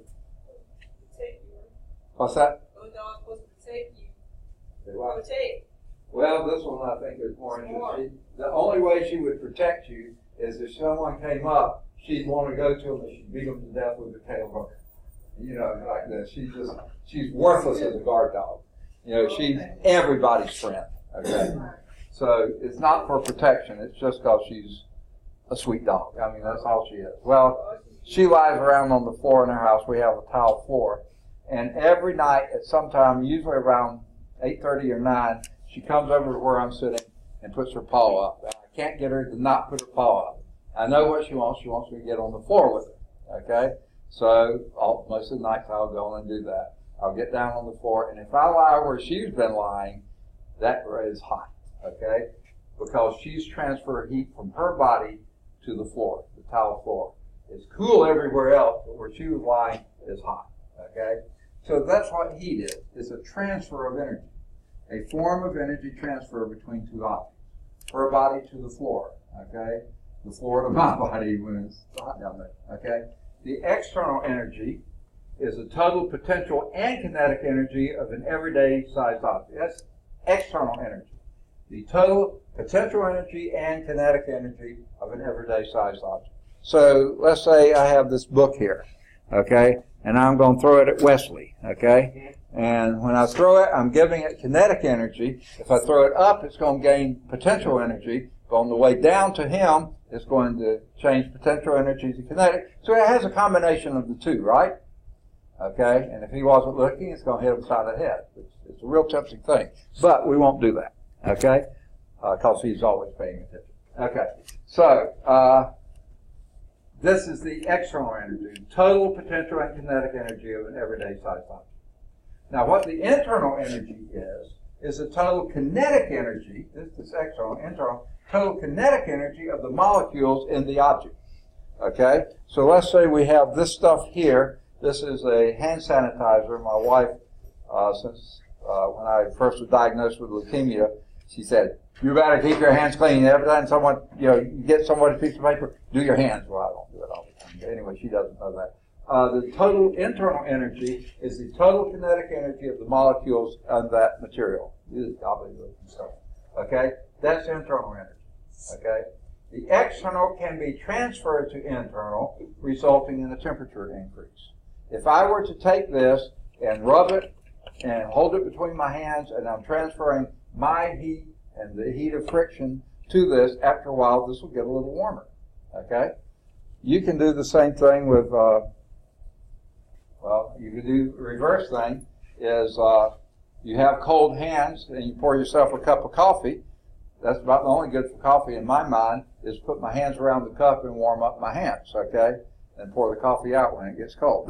No, I'm just kidding. I'm not a coffee drinker. Okay.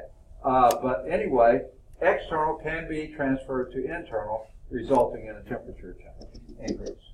Okay. So heat and temperature are related, but they're not the same thing. Temperature is the average kinetic energy of the molecules. This is the microscopic scale. Temperature is the macroscopic measure of that. Heat is just a transfer of energy between either a hot object to cold or a cold object to hot. Well, it's just a transfer of heat, okay, or a transfer of energy. Okay, this gal here is pushing the table across the floor.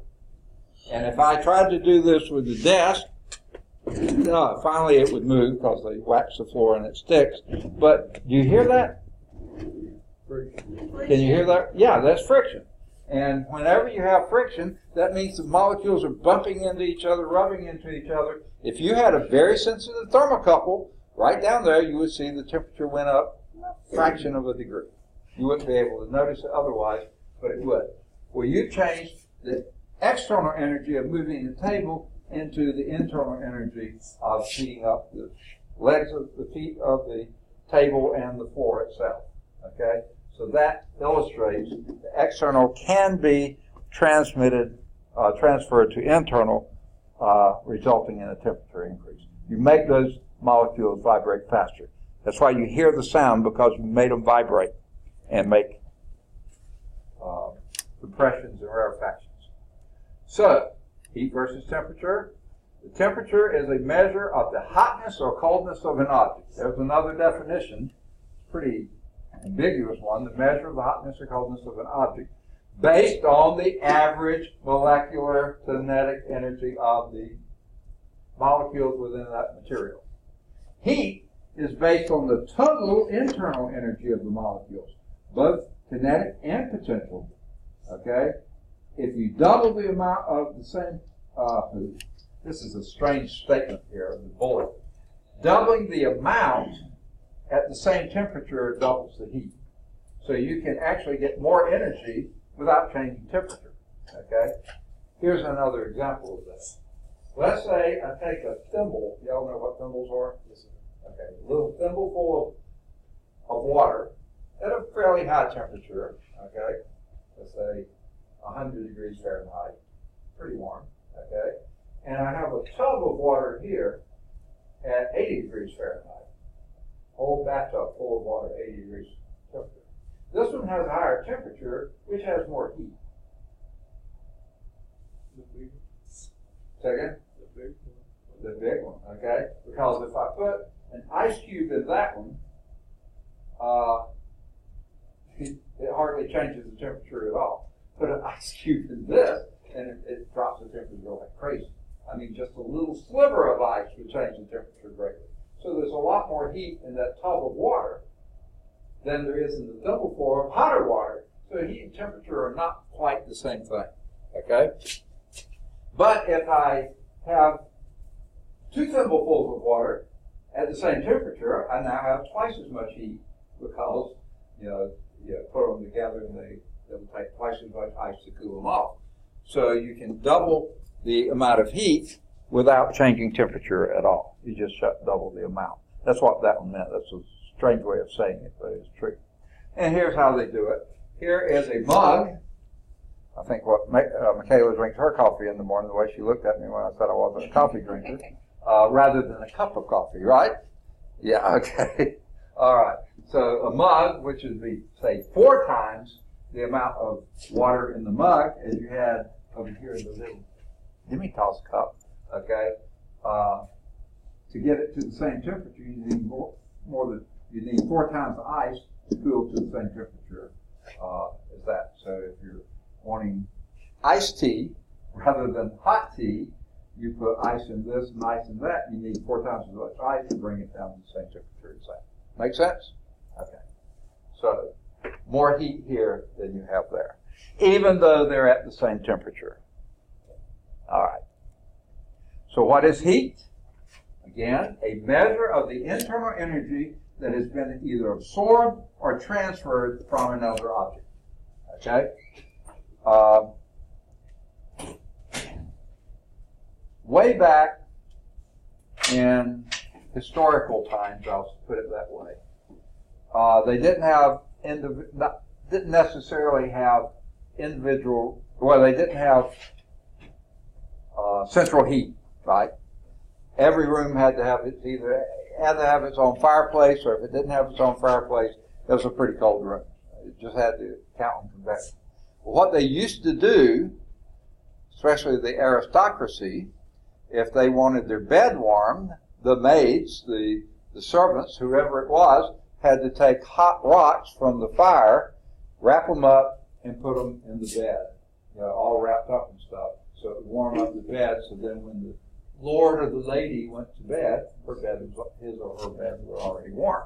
So it's when a measure of the internal energy that's been absorbed or transferred from one object to another. The hot rock made the bed warmer. The rock cooled down, but the bed got warmer. Okay? That's how they used to iron clothes. They would put the iron which is just a heavy piece of metal shaped in a triangular type shape on the top of a stove that had a fire in it. Of course, you had to have something to protect your hands. You picked it up and ironed your clothes. When it got cool, you put it back on there. That's how they ironed clothes before they had electric irons. Okay, I wasn't living there. I've heard about it. Okay, for those who think I'm that old. Okay, two related processes. Heating is increasing the internal energy of an object. Cooling is decreasing the internal energy. Of course, that's what's going on there. You are changing the temperature, but there's different processes. The temperature measures the internal energy. The heating is increasing or decreasing the internal energy. Okay? Now, what are some of the heating methods we have? One is by temperature difference. Okay, get this. This is important. We're going to see it again. Okay? Energy always moves from the higher temperature region to the lower temperature region. Always. Energy does not go from cold to hot. Energy goes from hot to cold. So back when I was a boy child, I remember my dad saying in the wintertime, close the door, you're letting the cold in. Okay? Well, you really weren't. You were letting the heat out. Okay? Because heat energy always moves from higher temperature to lower temperature. Now, the cold wind could blow in, that's true, but you were changing the heat by letting heat go out, and you're dropping the temperature. Okay, so that's one way, a temperature difference. Okay, another way that you can heat is an energy form conversion. This is transferring of heat by doing work. Okay? Take your hands, they're a given temperature, right? Something pretty close to 90 degrees or something like that, because they're not quite the blood temperature, the hands, they're on the outside. But rub them together like that, and they heat up. Why? You're doing work, friction against friction, because the grooves on your hand are rubbing against each other, and you're creating work. Transferring heat by doing work. Okay? So that's the other way. The woman pushing on the table. That was doing work on the table, but increasing the temperature between the table and the floor. So, how do we measure heat? We know how to measure temperature. There's a degree Celsius, degree Fahrenheit, or K. Okay? In measuring heat, there's so many different units for heat. Okay? Remember, when I was talking earlier, I said they used to think heat was actually an element. They didn't know, couldn't see it, couldn't measure it or anything, but they could sense it, okay? And it was called calorie. That was the French word for it anyway. So they named a calorie is the energy, and they gave it this definition. The energy needed to raise the temperature of 1 gram of water 1 degree Celsius. Okay, remember a Celsius degree is almost twice as big as a Fahrenheit degree. But a gram of water is a really small amount of water. That would be the water you could fit in a little bitty cube. That's the width of your little fingernail, the height of your little fingernail, and the length of your little fingernail. Across here, that way. So that's 1 gram of water. Okay, 1 degree Celsius. Pretty small amount of heat. That's 1 calorie. Well, that was so small, they started using kilocalories. And because these are metric units, we use a metric conversion. Kilo means 1,000, right? A kilocalorie. Well, when people got to messing around with measuring the heat that would result from, can I borrow your soda a minute there? Okay. On the side here, it says calories, right there, 270 calories. Okay? What is that a measure of? That is how much sugars are in that drink, so that when your body metabolizes it, it would raise the temperature of a gram of water. 270 grams of water. Wait, that's not right either. They started using that to measure that. Well, goodness gracious, if they had put that on there, it would have said 270,000 calories if they had used these little c calories. What they did, they started calculating things because the numbers were so big, they went to kilocalories, and they got tired of saying kilocalories and writing kcalories, so they just capitalized the calorie, and food calories are in capitalized calories. Those are kilocalories of these little c calories. That's what a capital is. So what that is the amount, the sugar that's in there is enough when you metabolize it to raise 270,000 grams of water 1 degree Celsius, or whatever. So we don't use it all to produce heat, but that's indeed what it does. Our metabolizing of sugar now is what has us at 98.6 degrees Fahrenheit as opposed to 70 degrees that the room is, because we're always creating heat by metabolizing sugars. Okay. So a capital C calorie is the same as a kilocalorie, little c, 1,000 little c calories. Energy needed to raise the temperature of 1 kilogram of water 1 degree Celsius. A kilogram of water would be more like this. If that were full of water, that would be 2 kilograms. Okay, so that's not water, but on the English side, before they had the metric ones, the British, they used the English or the British system. They used British thermal units, also known as BTUs. Have you ever heard people talk about BTUs? Mostly an air conditioning system, they'll measure that sometimes in BTUs. Okay, it's the energy needed to raise 1 pound of water. Well, a pound of water is a whole lot more than a gram. Bunches more than a gram. So 1 pound of water, 1 degree Fahrenheit. 1 degree Fahrenheit is even smaller than 1 degree Celsius, but you got so much more of the water. The British thermal unit is much, much bigger than the calorie. Huge times bigger. Okay. And I'll give you the conversion of these in just a minute. They threw this one in here, and this is sort of strange. For the longest time, they thought work and energy was measured in joules, according to that definition, but heat was measured in calories. They didn't think there was anything to do with it. Nothing at all between them. Now we know they're the same thing. Okay? Heat is the transfer of energy. Okay? And it was actually a guy, a fairly interesting guy in some senses, named, goodness, I can't think of his first name now. But his last name was Thompson, Thompson, whereas Lord Kelvin was Thomson, Thomson. This was Thompson. Boy, he's in this chapter, I think. Let me see if I can find it. I can't believe I can't think of his name. Yep, there he is. Benjamin Thompson, but with a P. Now, he was an engineer. Let's go back just for a moment and look at him. A U.S.-born physicist. He was born on March 26, 1753. What was happening around 1753? What were we then? History class, right? 1753, we were colonies. We weren't a nation yet.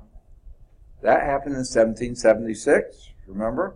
So 1753, in other words, at the time of the Revolution, American Revolution, he was 23 years old. Okay, born in Massachusetts. And guess what? Everyone who lived in the colonies then, they were British citizens, right? And actually at the time of the Revolution, there were probably at least 20% of the population, and maybe as much as close to 40% of the population, really didn't want to leave England. They didn't want to Brexit. They didn't want to exit. They wanted to remain British citizens. They didn't think we could make it as a country. He was one of them. He actually did not want to break. He did not want to fight in the Revolutionary War. He was of age to fight, and he said no.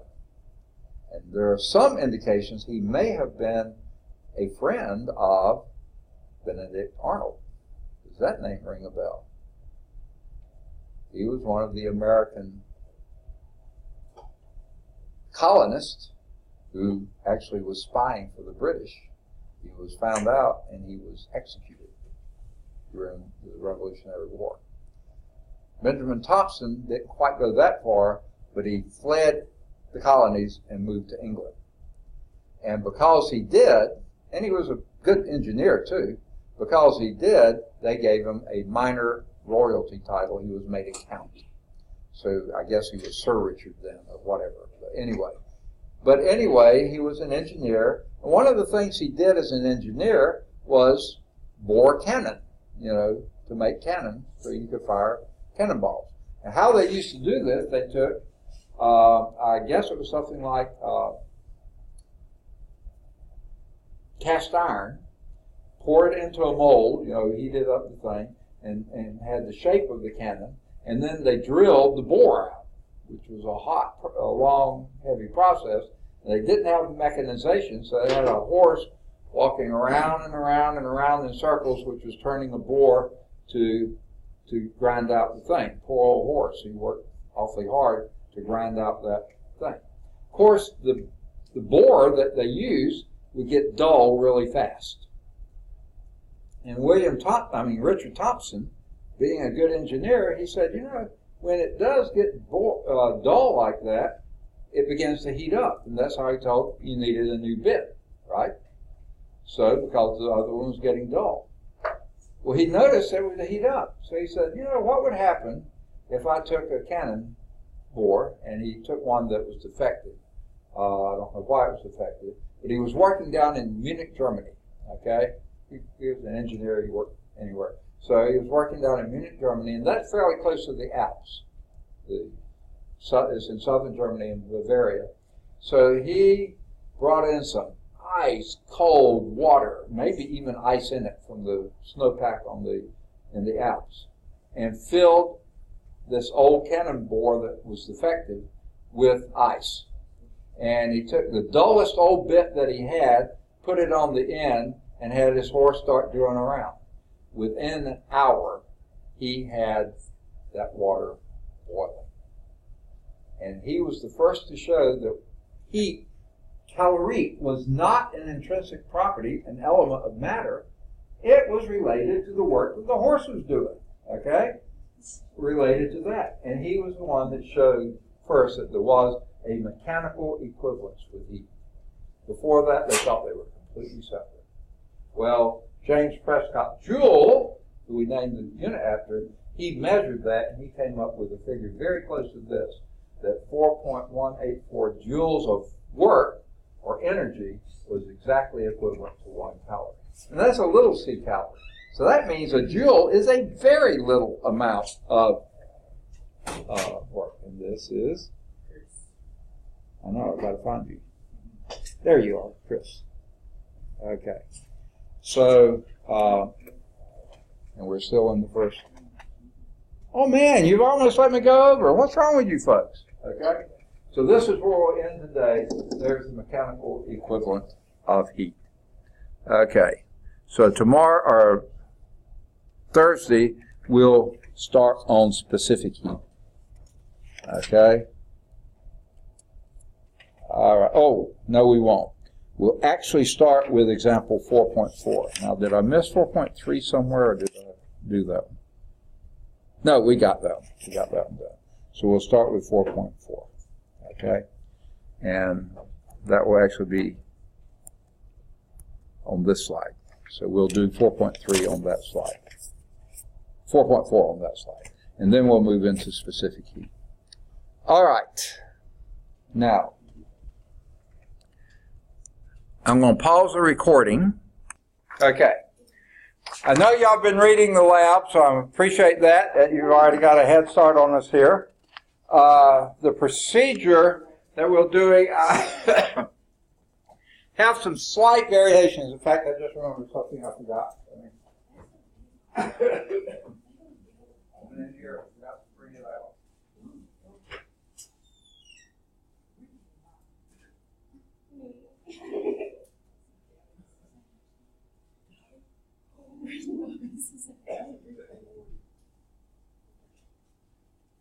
Hey.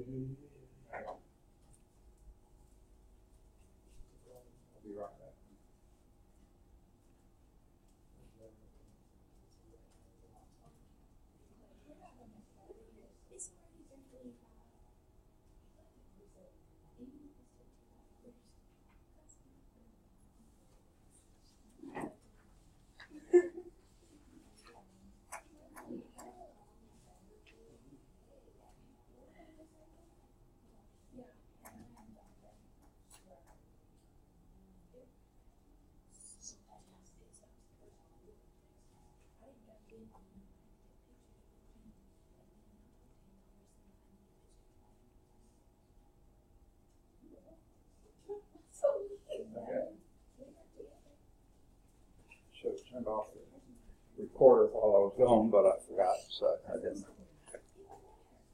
Okay. Whew, that's cool. What we have, the procedure, it says, first verify the accuracy of the lower fixed point of the thermometer. So what I'm going to give you is a slight variation from what the book does. Rather than doing one thermometer 2 times, we're going to do 2 thermometers 1 time, save a little bit of time. Okay. Now, these have been,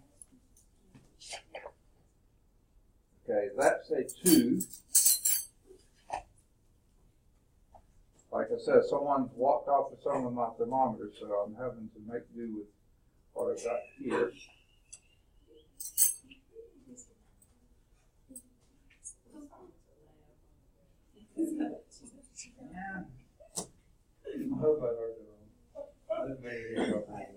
Okay. Who wants to be team 2?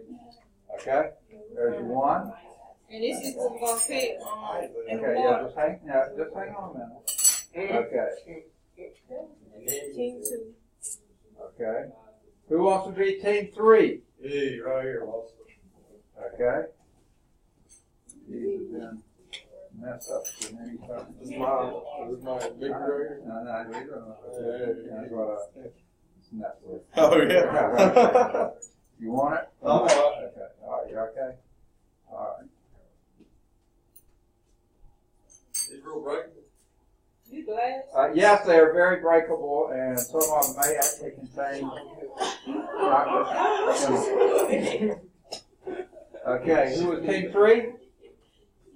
Who was team 3? We're 3. Okay, here's your second thermometer. Okay. Okay, you with him? Poor guy. Okay. Okay. Team 1. Who wants to be team 1? This is Celsius Fahrenheit. Team 1. Team 1. Team 1. Okay.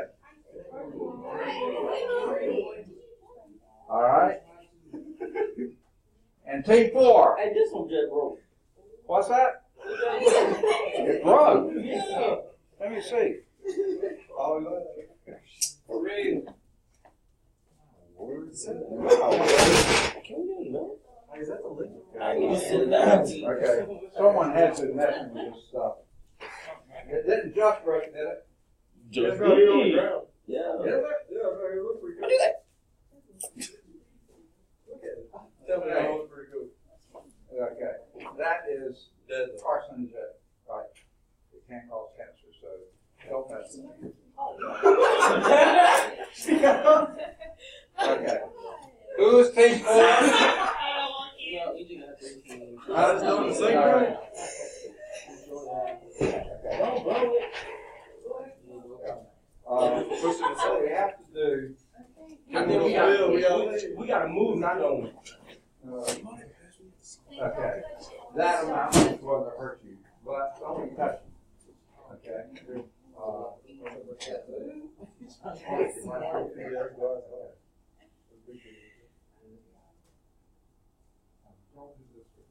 No, he just literally sat down like I was surprised. Like, for real. For real. Is this in Celsius or Fahrenheit? Celsius, no, no, Counting on this. Okay. Now this does illustrate the surface tension of mercury. It doesn't like to touch anything, so it falls up into as tight of a sphere as it can, so it doesn't react with anything. Okay, and you see these are little balls here. I think what I'm going to do, if someone will pick up that glove, No ball. just the glove. Okay. And I tell you, There's something attached to it. That's not that on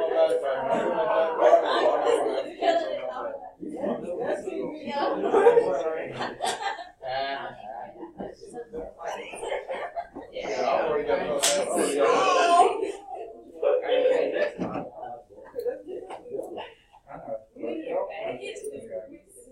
It'd be bad to do, but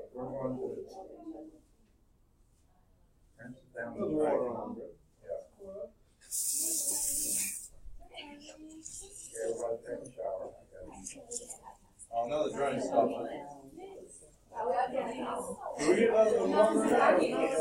Hang on. I was asking who wants to be team 4? Team 4? Team 4? Need someone to be team 4? It's only 3 teams. Huh? It's 3 4 teams. teams. Team 4. Yeah, 4 teams. Somebody team 4. We can stay here all day. I don't care. I'm getting tired. Okay. Team 4. Okay. All right. Now.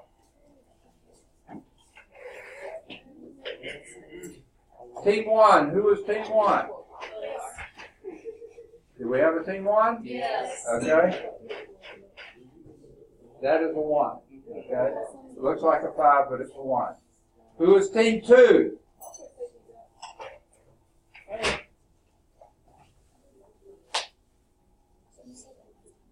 Okay, that's team 2. Thank you. Team 3. Hey. Do you have 2 thermometers? Oh, Only no. one. Only 1. So you've already destroyed 1. So here's team 3. We only get one. You got another one, don't you? Oh, yeah, we got one more. Okay. They're both You're great 2 Celsius. each. Is everybody Okay. else Celsius? And team 4.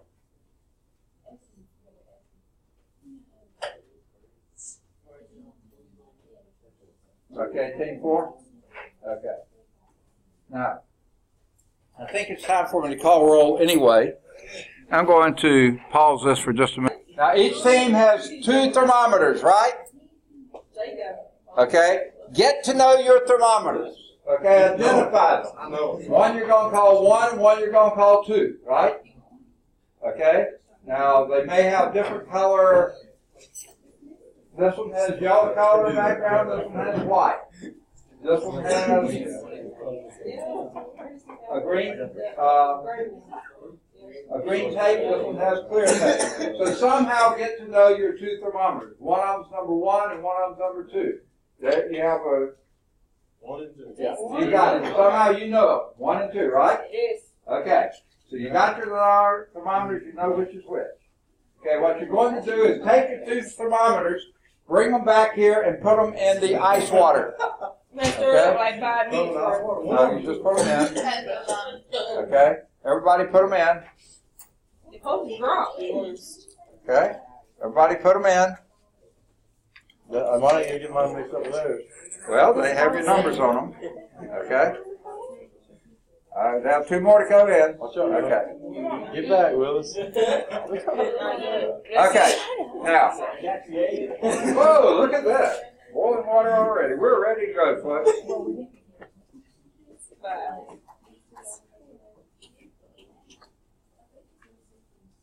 Okay. Now, take a look at your thermometers periodically and see if they're dropping. Don't pull them out of the water, but just look at the temperature, see if it's dropping.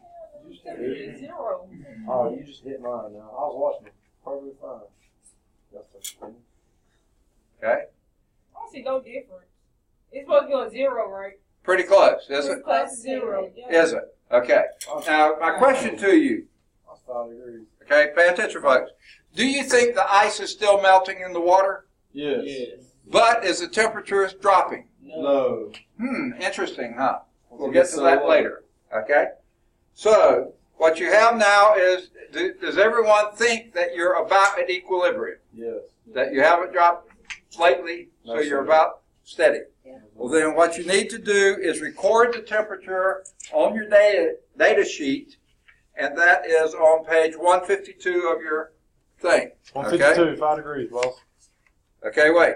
You have, on your data sheet, notice, it says trial 1 and trial 2. That's one. This is actually thermometer 1 and thermometer 2. So change your data sheet to read thermometer 1 and thermometer 2, not trial 1 and trial 2.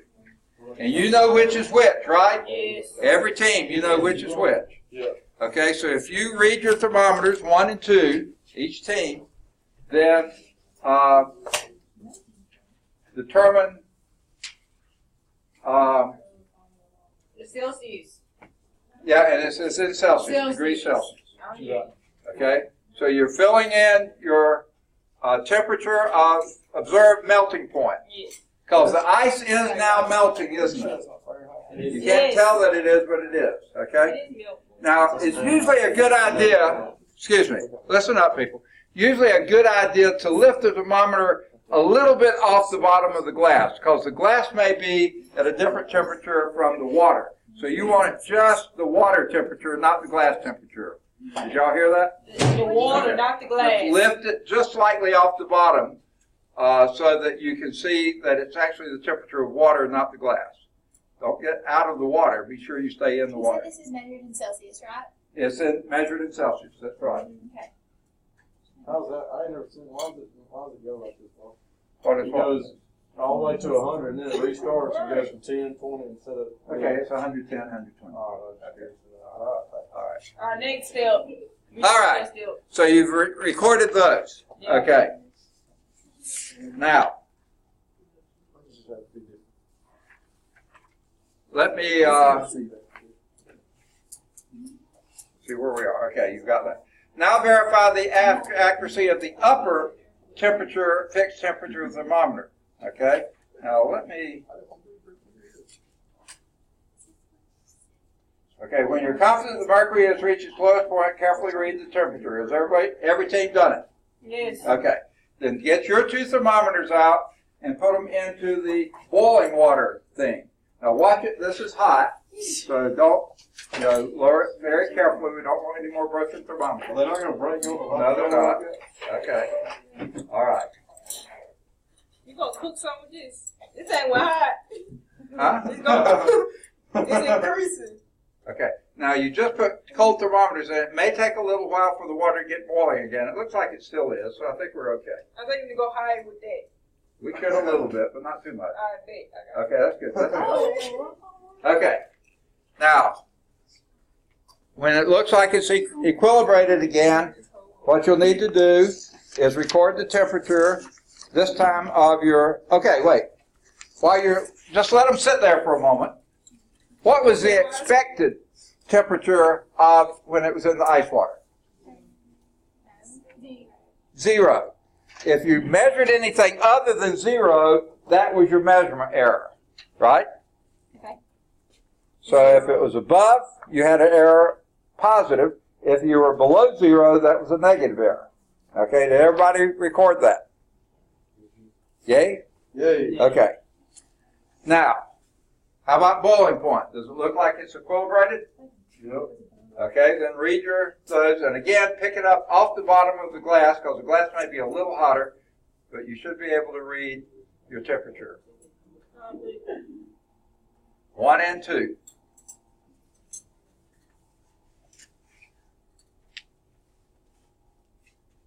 Y'all are getting the data? Okay.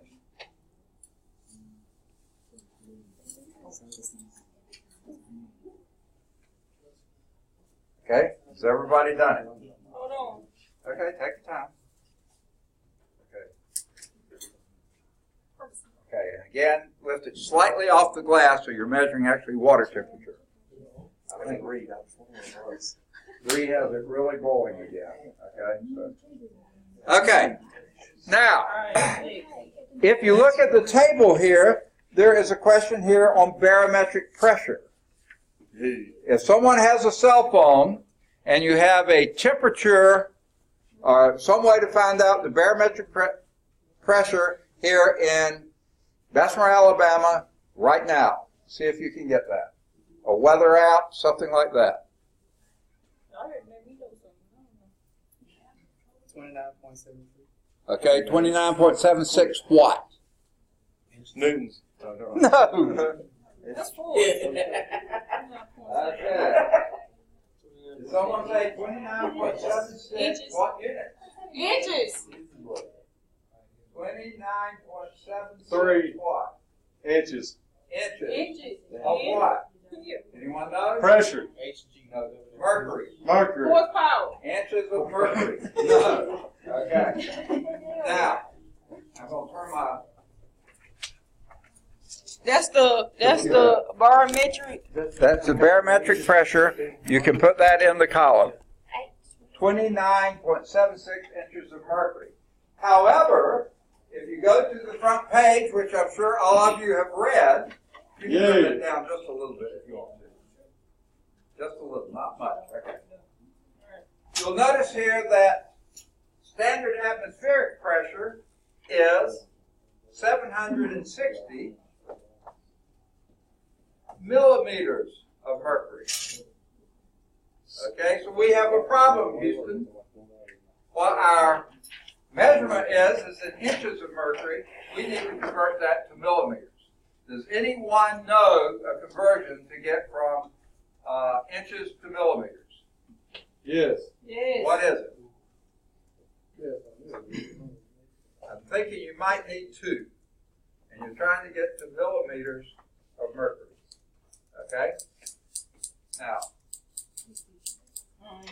there is a conversion that's pretty well known, what the conversion is from inches to centimeters. Does anyone know that? So I'm going to put inches on the bottom here and centimeters on the top. Because I'm trying to cancel out the inches and get centimeters. Anyone know what the conversion from inches to centimeters is? Meter. Huh? Meter. Okay. It's a number. Okay?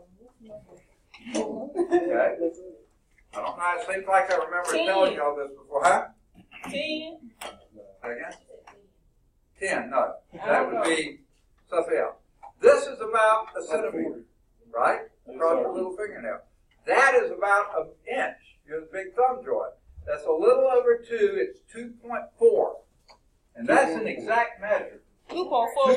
2.4 centimeters is 1 inch. Okay? But that only gets to centimeters. So now we need to put centimeters either above or below the line and millimeters above or below the line. What goes where? Centimeters goes below. Centimeters below and Inches. millimeters on top. Now the centimeters are going to cancel out. How many millimeters in a centimeter or how many centimeters in a millimeter? How Anyone many know? centimeters in a millimeter? Yeah. I was asking the same. Okay. Now think about this. Okay. A centimeter is the width of your little fingernail. Yes, A sir. millimeter is about the width of a dime. I don't know if I have a dime, but 0.5. yeah, I do have a dime. A couple of them. Okay. So about how many dimes would it take to make its way across your little fingernail? 20. Huh? 25. 0.5. Okay. Everything in the metric system is a power of 10. 10. So So how 10. many thicknesses of a dime to get across your little fingernail? 10. 10, exactly. Okay. So 10 millimeters would make 1 centimeter. So the good news is you're just multiplying everything. So if you got the calculator, 29.76 times 2.4. Hey, oh, I'm sorry, this is wrong. It's 2.54. Yeah, that was wrong. 2.54. Sorry about that. 2.54 times 10. 25.4. Okay, that's 25.4 times 29.76. Times. 29.76. 754.89. Say that a little slower. 754.89. 754 or 64? 50. 54 point what?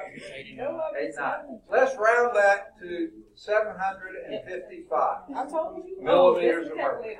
Everybody got it? Yeah. Okay. Yes, we got it. Now, this is probably the first and only time that I've ever had it so the barometric pressure here was less than sea level. Because we almost always are a little greater. Yeah. Is the 760, is that normal? No, 760 is normal. That's what okay. Yeah. And so we're a little bit below. Not much, but a little bit. But then what did we have happen today? Got cold up. Rain. It rained. And usually when it's raining, you have low pressure. So it's not surprising, okay? I think every other day we've done it in here, it's been at a higher pressure. All right, okay? All right. It did rain today. Now, if you do see, hey, listen up. I was asleep. Cause that's how far below. I ain't get up to like 2. This is my only class of it. Okay. If you look in your book, look on your sheet, on page 147, the front page, it says that an atmospheric pressure change that increases the height of a column of mercury will increase the boiling point by 0.037 degrees Celsius for each 1 millimeter of mercury. Likewise, an atmospheric pressure that decreases the height of the column will decrease by 0.037 degrees for each centimeter of mercury. So how many millimeters of mercury do we have off normal? 760. Second? 760. No, we're off by 5. Off by 5. That's 755. minus 5, right? Minus 5 millimeters of mercury.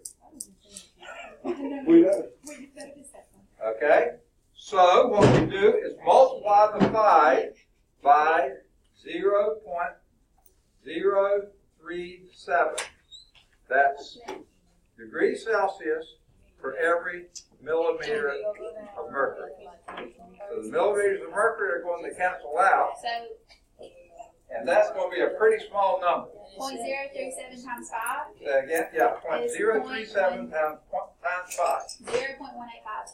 Okay, 0.185. 185, perfect. That's degrees Celsius. So, Where's that? can anyone measure on their thermometers 0.185 degrees? No. Oh, who showed up? Okay. This team has 4, right? Yeah. Okay, you can do any. We got 5. Oh, you don't. No, we don't. You know. Okay. This has 3. You have 3. You have 3 or 4. Okay. You have 3. So you chose any one of these 3 teams. You can get the Mr. other Fowler. name from there. Are we supposed to be writing that 0.185 somewhere? Okay. For the That's section what I'm bullet just going point. to get my. I don't know what I do with my sheet.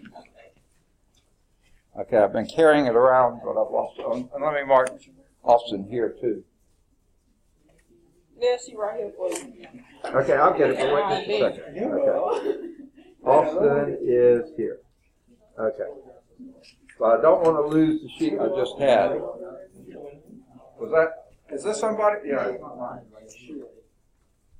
Okay. Yeah. These are yours, right? Yeah. This is this yours, or is this somebody in your group? Huh? Okay. Okay. Trust it was money paper. All right. Somewhere here I've lost my sheet. Okay. All right. Now on your data sheet, this is page.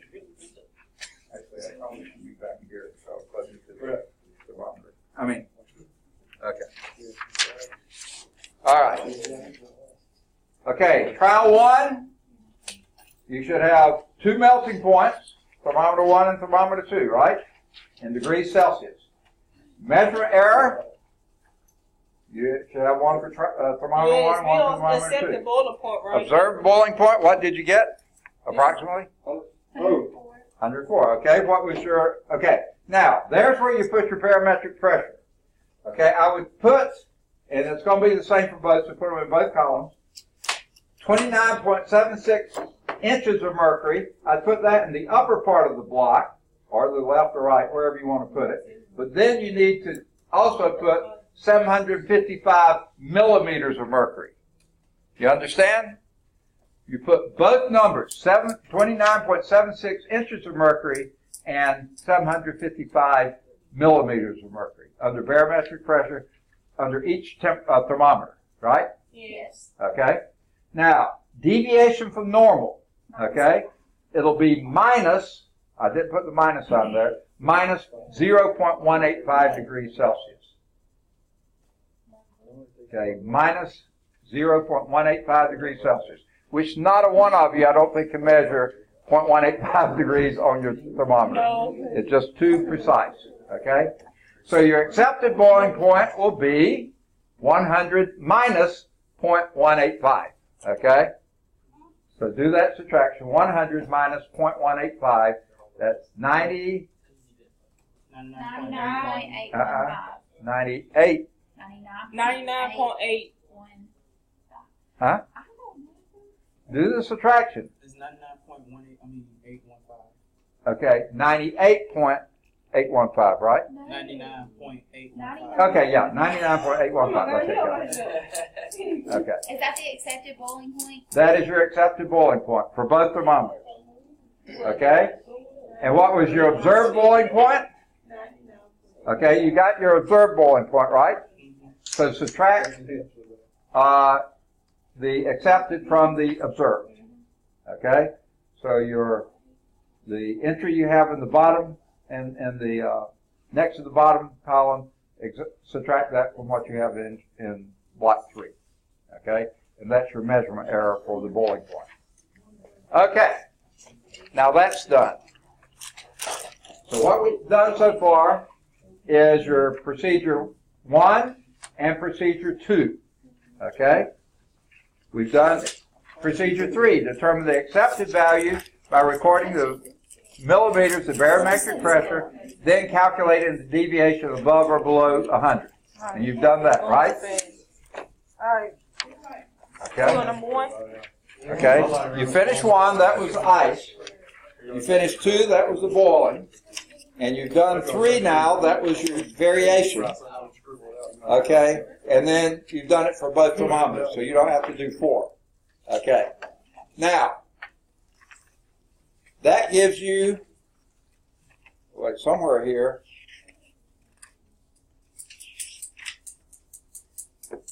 going further. Okay? All right. Now, we can answer results questions later. Okay? But I wanted you to note those now. Okay? Now, meanwhile, I'm going to take these out. We're through with the thermometers. Okay?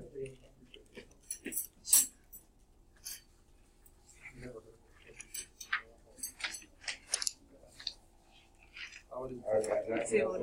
Now, I am going to do one other little experiment with you, but I'm going to get this started first. So you can be answering the results question if you want to.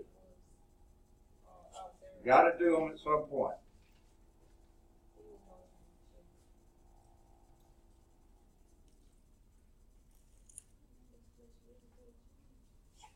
Yeah.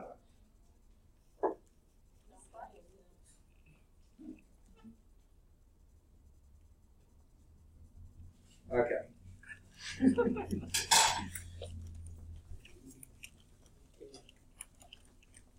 Setting this up for later, but I want to get it going now.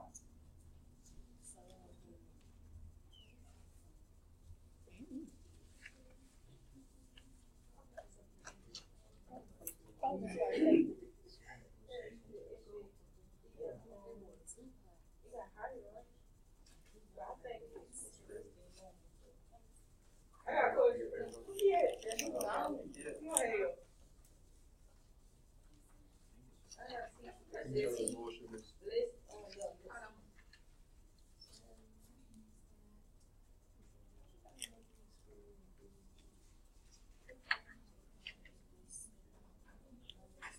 question. Okay.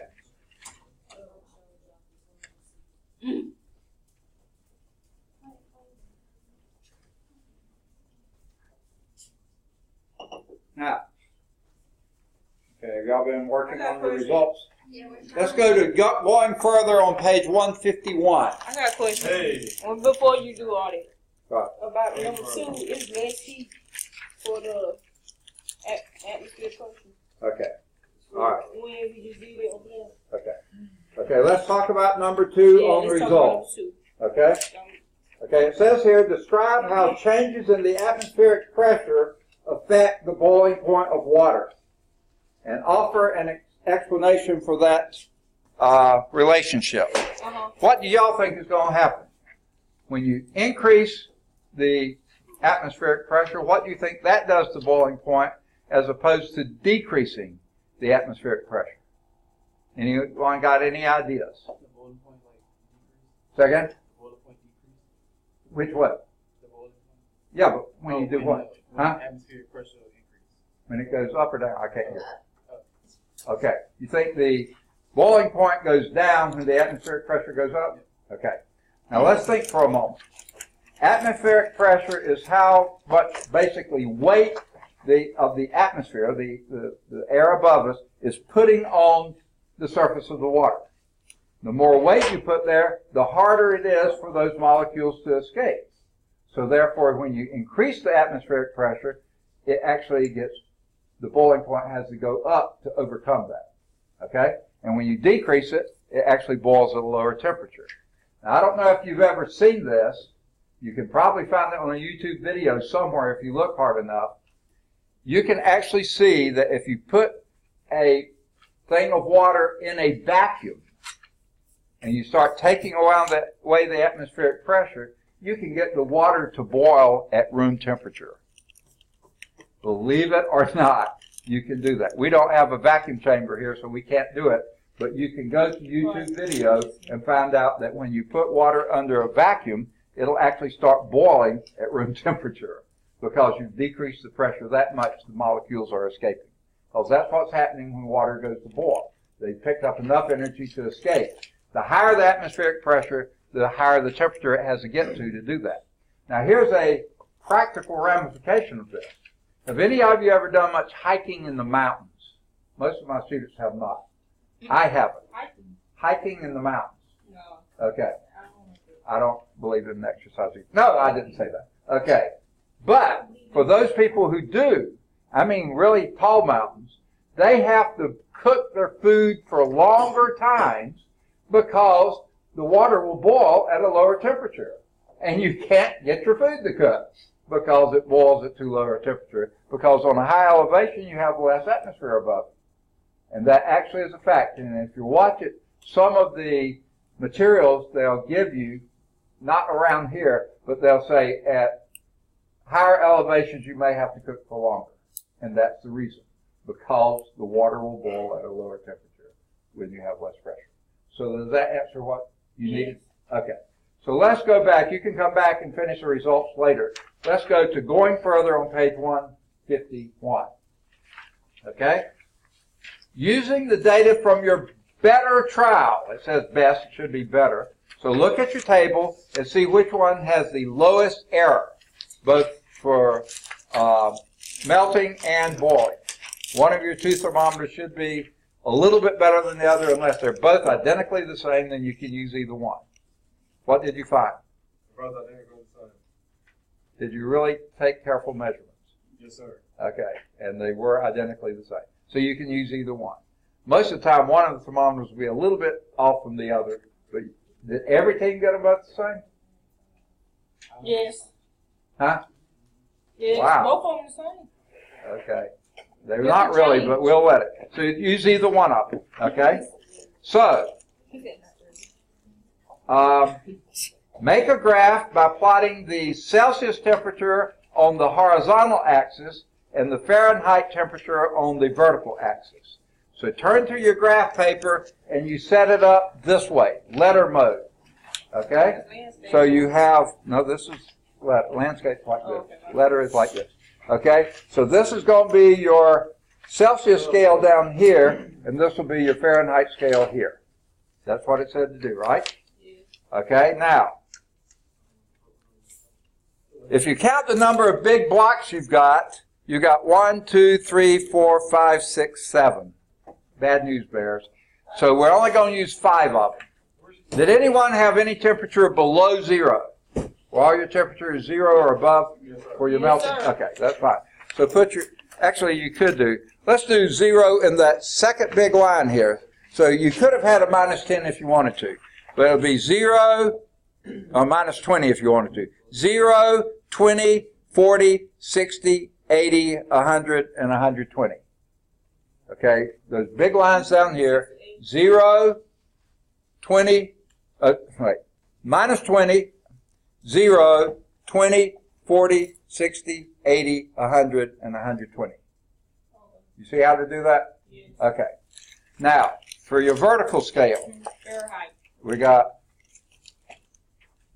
10, 20, 30, 40, 50, 60, 70, 80, 90. Okay. I think we can use 20 again here too, but we're going to have the lowest one down here at 30. Okay?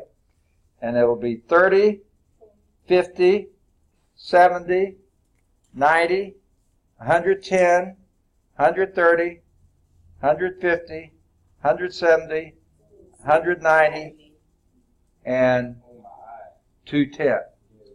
Okay? Now the trouble is we're going to go above 210. So you're going to have to estimate a little bit above 210. Okay? Or if you don't want to do that, okay, if you don't want to do that, we can go by 30s. So let's try that. I think that'll be a little bit better.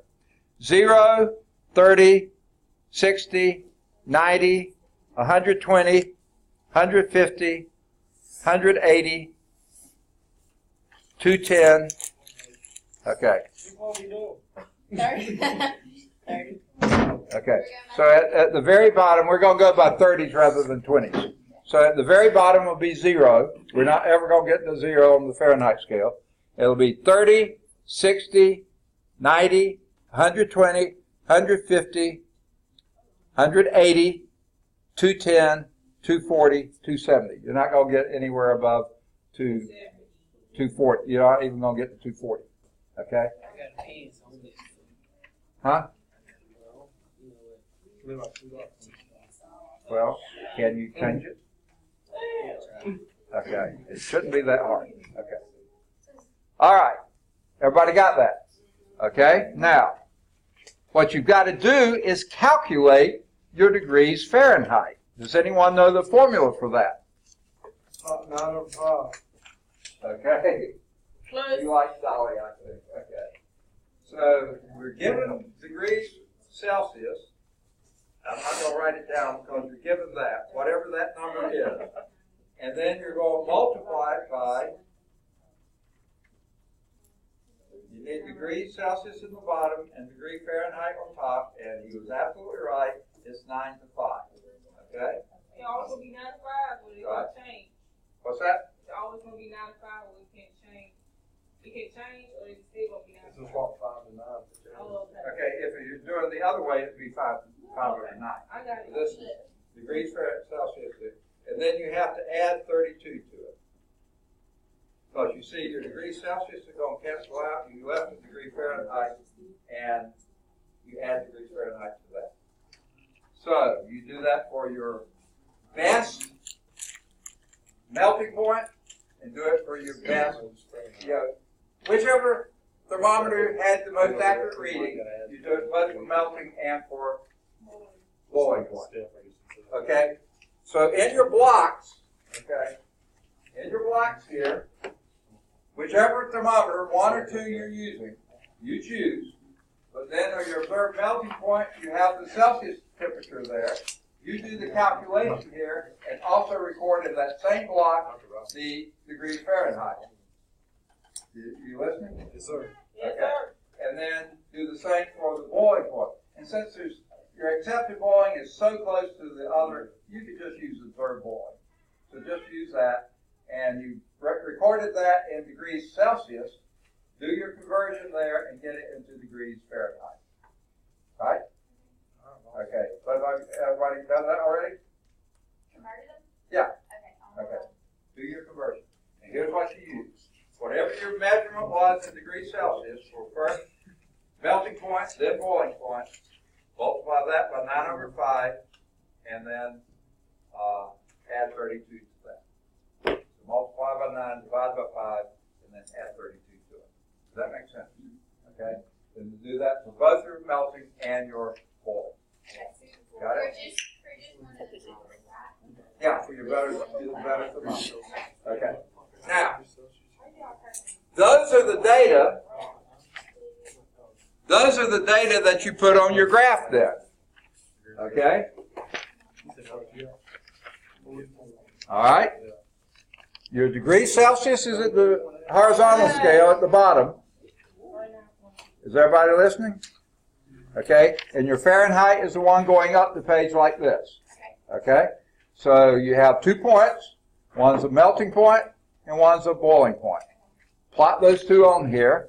And then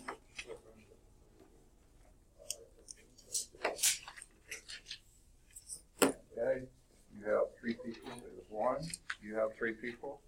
There's 1. You have 4 people. There's 1. You have 4 people. There's 1, 2, 4 people. 2 people. Okay. 2 teams get 3 rulers. 2 teams get 2. Okay. Once you plot your 2 points, you should be able to draw a straight line between those 2 points, right? I gave you rulers you can draw a straight line with. Any questions? I'll be glad to answer questions. Don't be guessing. Hey, you going too fast. That's right. And then this is 0 to 30, 60, 90, 120, 180, no, 150, 180, 210, 240, 270. You're not going to leave this up there. Okay. So then your data points are from your table, the melting point, the Celsius on the horizontal scale, the Fahrenheit on the vertical scale. Okay? You got 2 points, plot the 2 points.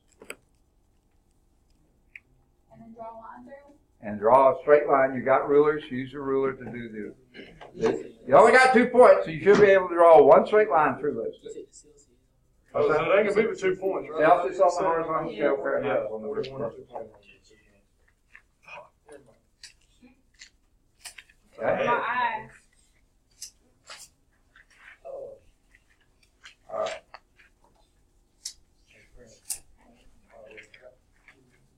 All right. Now, you need to calculate the value of your slope between those 2 points. Has everybody got them plotted already? Has everybody got them plotted? Or are you still plotting?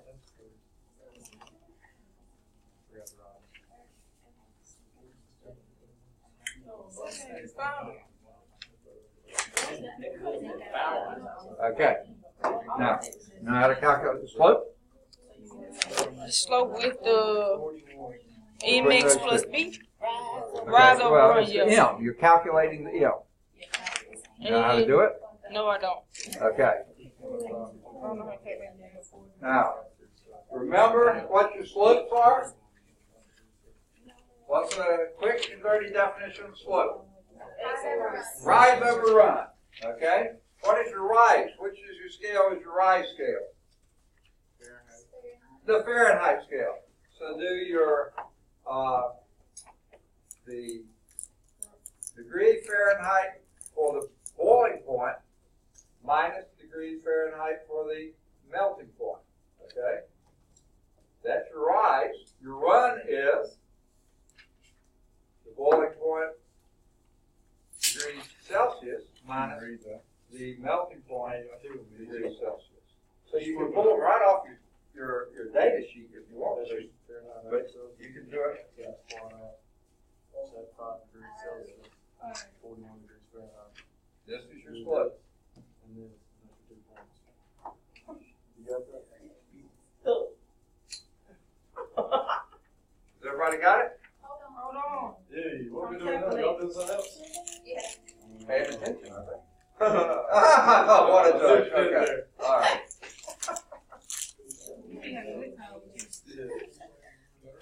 No, if y'all working together, that's what you're doing. Yeah, well, I'm helping out. All right, good deal. All right. Wipe it off, okay. Yeah, see. All right. Okay, wait. Oh, hang on now. Hold on. Okay. I'm not there yet. Hey. Hey.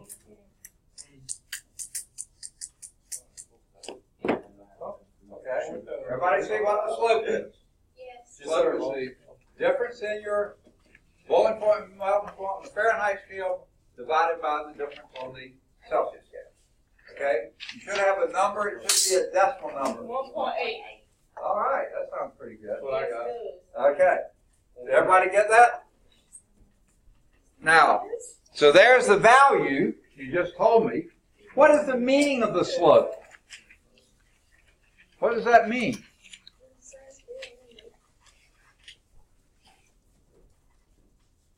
All right. Are you on number 2? Oh, yeah. Yeah, we're on No, seven. Okay. All right. Let's hold off for a minute and let's do this next part down here. What we're going to do is jump down to Invitation to Inquiry, page 151. I've got a clean aluminum pop can. This must be written in the north somewhere.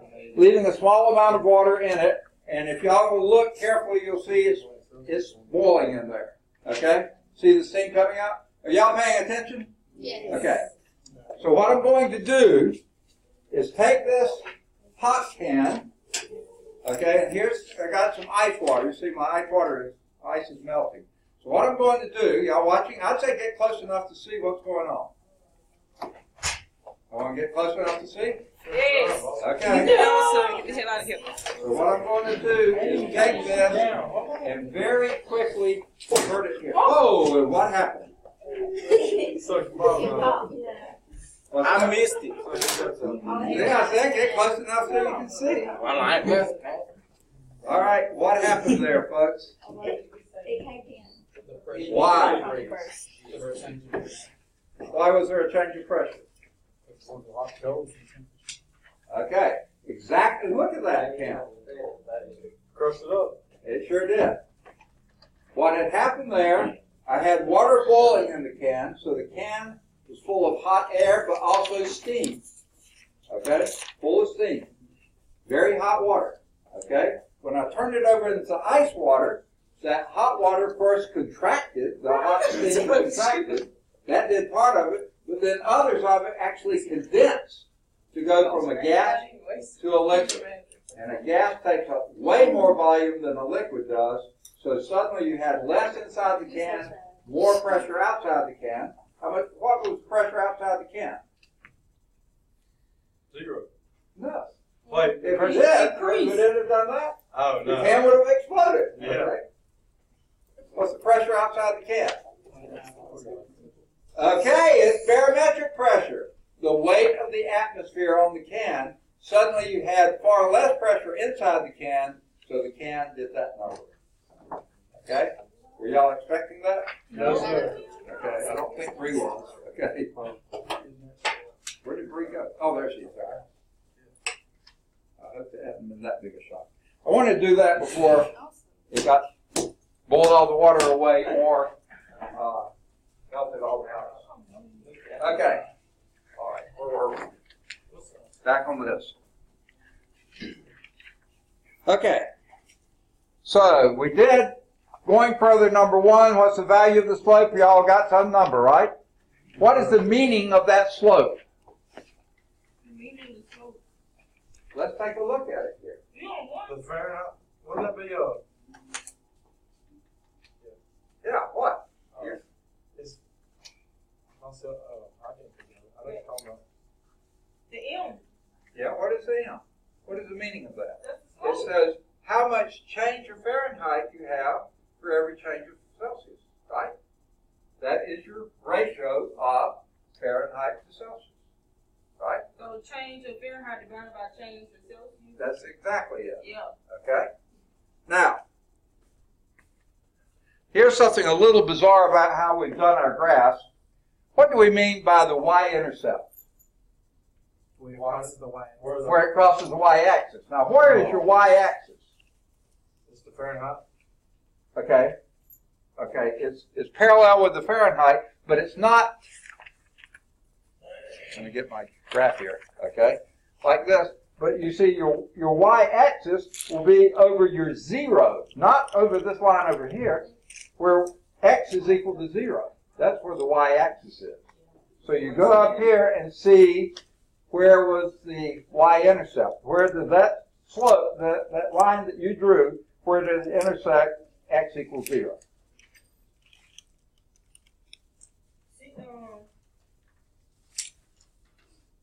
60? I don't know, that sounds a little It's high. roughly like 33. About 33? 30 and 60. Huh? It's between 30 and 60. Let me see. Okay, but here's the y-intercept right here. Or Yeah. So it'll be 35-ish. I'd say 39-ish, because each one of those is 3 degrees. Oh, okay. So yours is 39-ish, which is a little high, but it's okay. Okay. Did y'all get that? Okay. Huh? 33? That's a lot better. Okay. Now, It's estimated. yeah, it's estimated. Yeah, Okay. it can't be accurate. Alright. So what is the value of y-intercept? And what scale is that measured on? The Fahrenheit scale. So that's 33 or 39 or 30-something another degrees Fahrenheit, which is where Celsius is 0. Right? Because that's what the horizontal was. Okay? Now, the slope-intercept form of the equation of the line is y is equal to mx plus b. Right? Yes. Okay. Slope equation, yeah. So there's your equation. Y is equal to mx plus b. Where the y is whatever your vertical scale is. And what was your vertical scale? 1.8. Say again? No, what was your vertical scale? Say again? Was it not 30? What was your 39. vertical scale? What was your vertical line? What does that represent? The Fahrenheit. Fahrenheit degrees. This is degrees Fahrenheit. And your slope was, what did you say, 1.8 or something like that? Yes. Okay, and what was your x scale? Celsius. Degrees Celsius. And what was your b, approximately? Your y-intercept? 33. About 33. Okay? This is approximate, as you said, 33. Okay? Now, what does that look like that might be to you? Okay? Okay? It says here, use this information to write the equation of the Celsius-Fahrenheit graph. There's the equation. I just wrote it for you. I shouldn't have done that. That's good. But next is what's the meaning of that equation. Have you seen anything like that It before? looks like how you would convert it to Kelvin. That is exactly what, not Kelvin, Fahrenheit. Oh, yeah. Okay. Okay? Because what do we use? 9 over 5. Someone do that with your calculator? What's 9 divided by 5? 1.8. Wait a minute. Say that again. 9 divided by 5. 1.8. Oh, 1.8. Good. Okay. That's what this was your. So we converted to So Fahrenheit. this, what you just came up with, that thing is very close to, just within a few degrees here, of your conversion formula. That's exactly it. Okay? So, now, number 1 on the invitation to inquiry, the one we did back there, you recorded what happened, and did you give a little bit of an understanding of why it happened? Not really. Okay, I thought I explained it. Pressure Huh? pressure outside Yeah, was more than what was inside. yeah, because what happened inside the can was when you cooled it, it contracted, and when you condensed it, it really contracted. So therefore, you had less volume inside, so you decreased the pressure big time. Okay. So that's that. Be sure you answer that. Okay. Now at this point, you should have all of the blocks on page 152 filled in, right? And on your barometric pressure block, you should have 2 numbers in each block, one for inches of mercury and one for millimeters of mercury. And on your better thermometer, you should have 2 temperatures listed, one for degrees Celsius and one for Fahrenheit, right? Okay? So that finishes the table. Most of the blocks have 1 answer in them, some of the blocks have 2. The barometric pressure should have 2 blocks, 2 answers in each block, and your melting point and boiling point should have 2 temperatures under the one for your better thermometer, right? Okay. You should have a graph drawn, right? And I think you're probably down to your results. On page 149 and 150, you have a few questions to answer there. That first one you told me early on, did the temperature change while the ice was melting? No, it did not. Offer an explanation for that. Now, we haven't actually gotten to that in class yet, so I'll give it to you. When something is changing temperature, that's what we call specific heat, which is what we're going to start with next time on Thursday. Okay? When it's changing phase from liquid to solids, solid to liquid, liquid to gas, or gas to liquid, when it's changing phase, that is called latent heat. And with latent heat, you have no change of temperature. And what was happening when the ice was melting, you had no change of temperature, just a change of phase. Okay? We'll get to that a little bit later. Okay? Yeah, you don't need to go into that too much, but that's, I was giving you the explanation. We'll talk about it next time. But when you're having a change of phase, there's no change of temperature. Okay. And then number 2, I think you've got, right? Yes, we got that. Okay, number 3. No, we don't have that. Okay. Why do you think there were differences in melting and boiling readings? Y'all said yours were all the same. Yeah. I find that suspicious at best. Okay. But why were they different from normal? Any guesses there? One was cold, one was hot. Okay. That's why they're different from each other, but why were they different from normal? Here's my best guess. I don't know. These are old thermometers. You just saw one on break. Okay, and like your calculator, right? Okay. Well, guess what? Probably the calibration is not too great on it. The calculation. Calibration. Calibration. Yeah. Okay. So that's number 3. How would the differences determined in this investigation influence an experiment concerning temperature if the errors were not considered? It would be off drastically. It would be off the mark. Because if you don't recalibrate, and I bet you y'all do this a lot in your labs, don't you always calibrate beforehand, okay? So if you don't, you're introducing error. And then you answer number 5 however you think that should be answered. Test time. Test time. Test time. That's Go back fine. in class. Okay. Y'all can finish working on the lab if you want to, whenever you want to. I'm going to, Where you want to start this in at, boss? you can turn it in now if you're through, or you can work on it if you aren't finished with it. I'll see how hot it Let me is. sit on this computer. That would be fine. And this how you Go ahead and get the test. What's that? How you spell this word? No, CALIBRA. Oh, I was close. Is it- Cali. Calibration. Yep. Okay. Finish.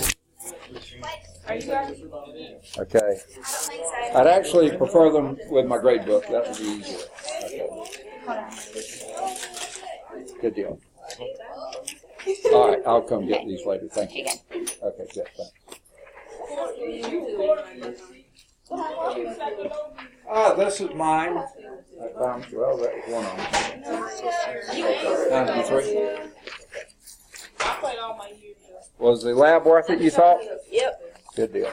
Good answer anyway. Okay. Y'all don't look like Double. that. Good. Yeah. Okay. I got pictures of them. They might know my age. I don't know who broke that ball with you.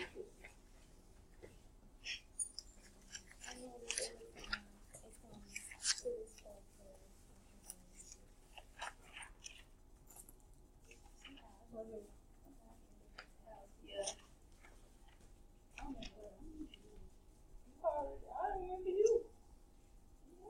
Okay, does anyone need the writing on the board anymore? I do. You do?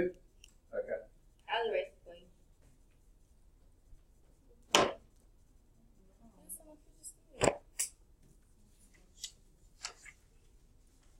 Oh, you got it on? Yeah, I got it. Alright. Let's put that too.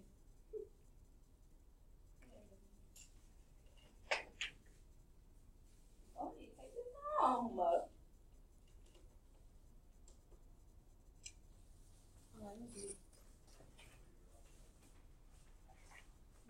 throw my calculator. I'm not gonna phone. Tell you to send me the answers. Hey, yo. Oh, thank you. I was gonna do that. You ain't hear me? I I had said I was gonna erase it for you. Oh, I didn't hear you. My hearing is so terrible. Sorry. You need hearing aids, Mr. Fry. What's that? Hearing I aids. need hearing aids. You're absolutely right. Oh my god. There you go. I'm finished. You want to put this on your desk? I'll take it. All right, there you go. I'm finished. Okay. Don't forget jacket. There's a jacket back here. Okay. You feel ready for the test? Yeah. Okay. Got it. Okay.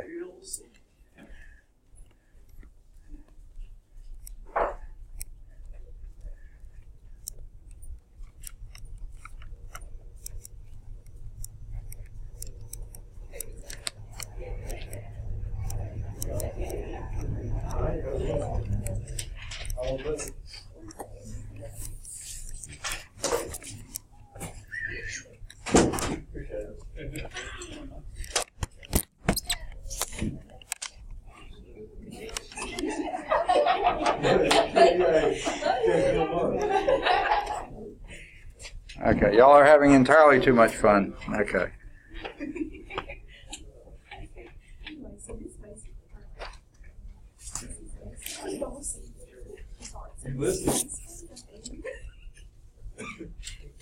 All right.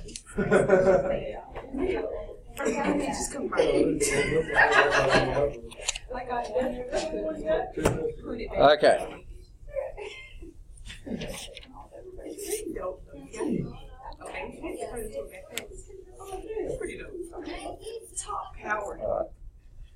Now, it's 4:49, so I've cheated you out of 30 minutes of your tuition dollars. So sorry about that. But you're ready for the test to start? I thought you were about to tell us we can get home without it. All right, such a joker. Okay, now, no, we're actually 30 minutes early. That's why I said I cheated Oh, it's you. all right. Oh, it is. Well, I was feeling bad about that. Okay. Every other teacher's done it. All right. But that means if some of you don't have your formula and equation sheet done, you have 30 minutes to work on it. No, that's fine. Okay? I'm not doing it. Okay? So you ready to go? Yes. All right. This is Chapter 3 test. Okay? And for some reason, the mark I put on the top, that's not important. By the way, this has 1, 2, fill in the blanks, and I think all the rest of them are multiple choice. Okay. I think there may be one calculation. No, that's okay. You get Can I bonuses pass in a this couple class? over? Can I get you to pass one over? Okay. Like, yeah.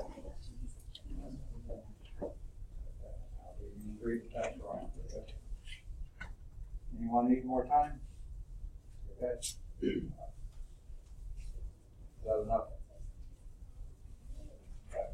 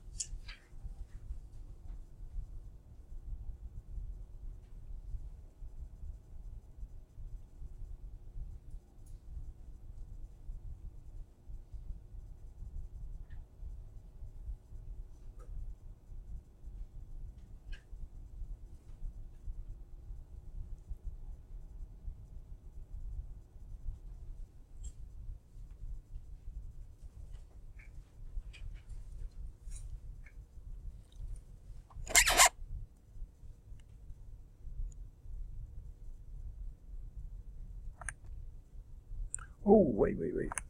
Any questions before I shut down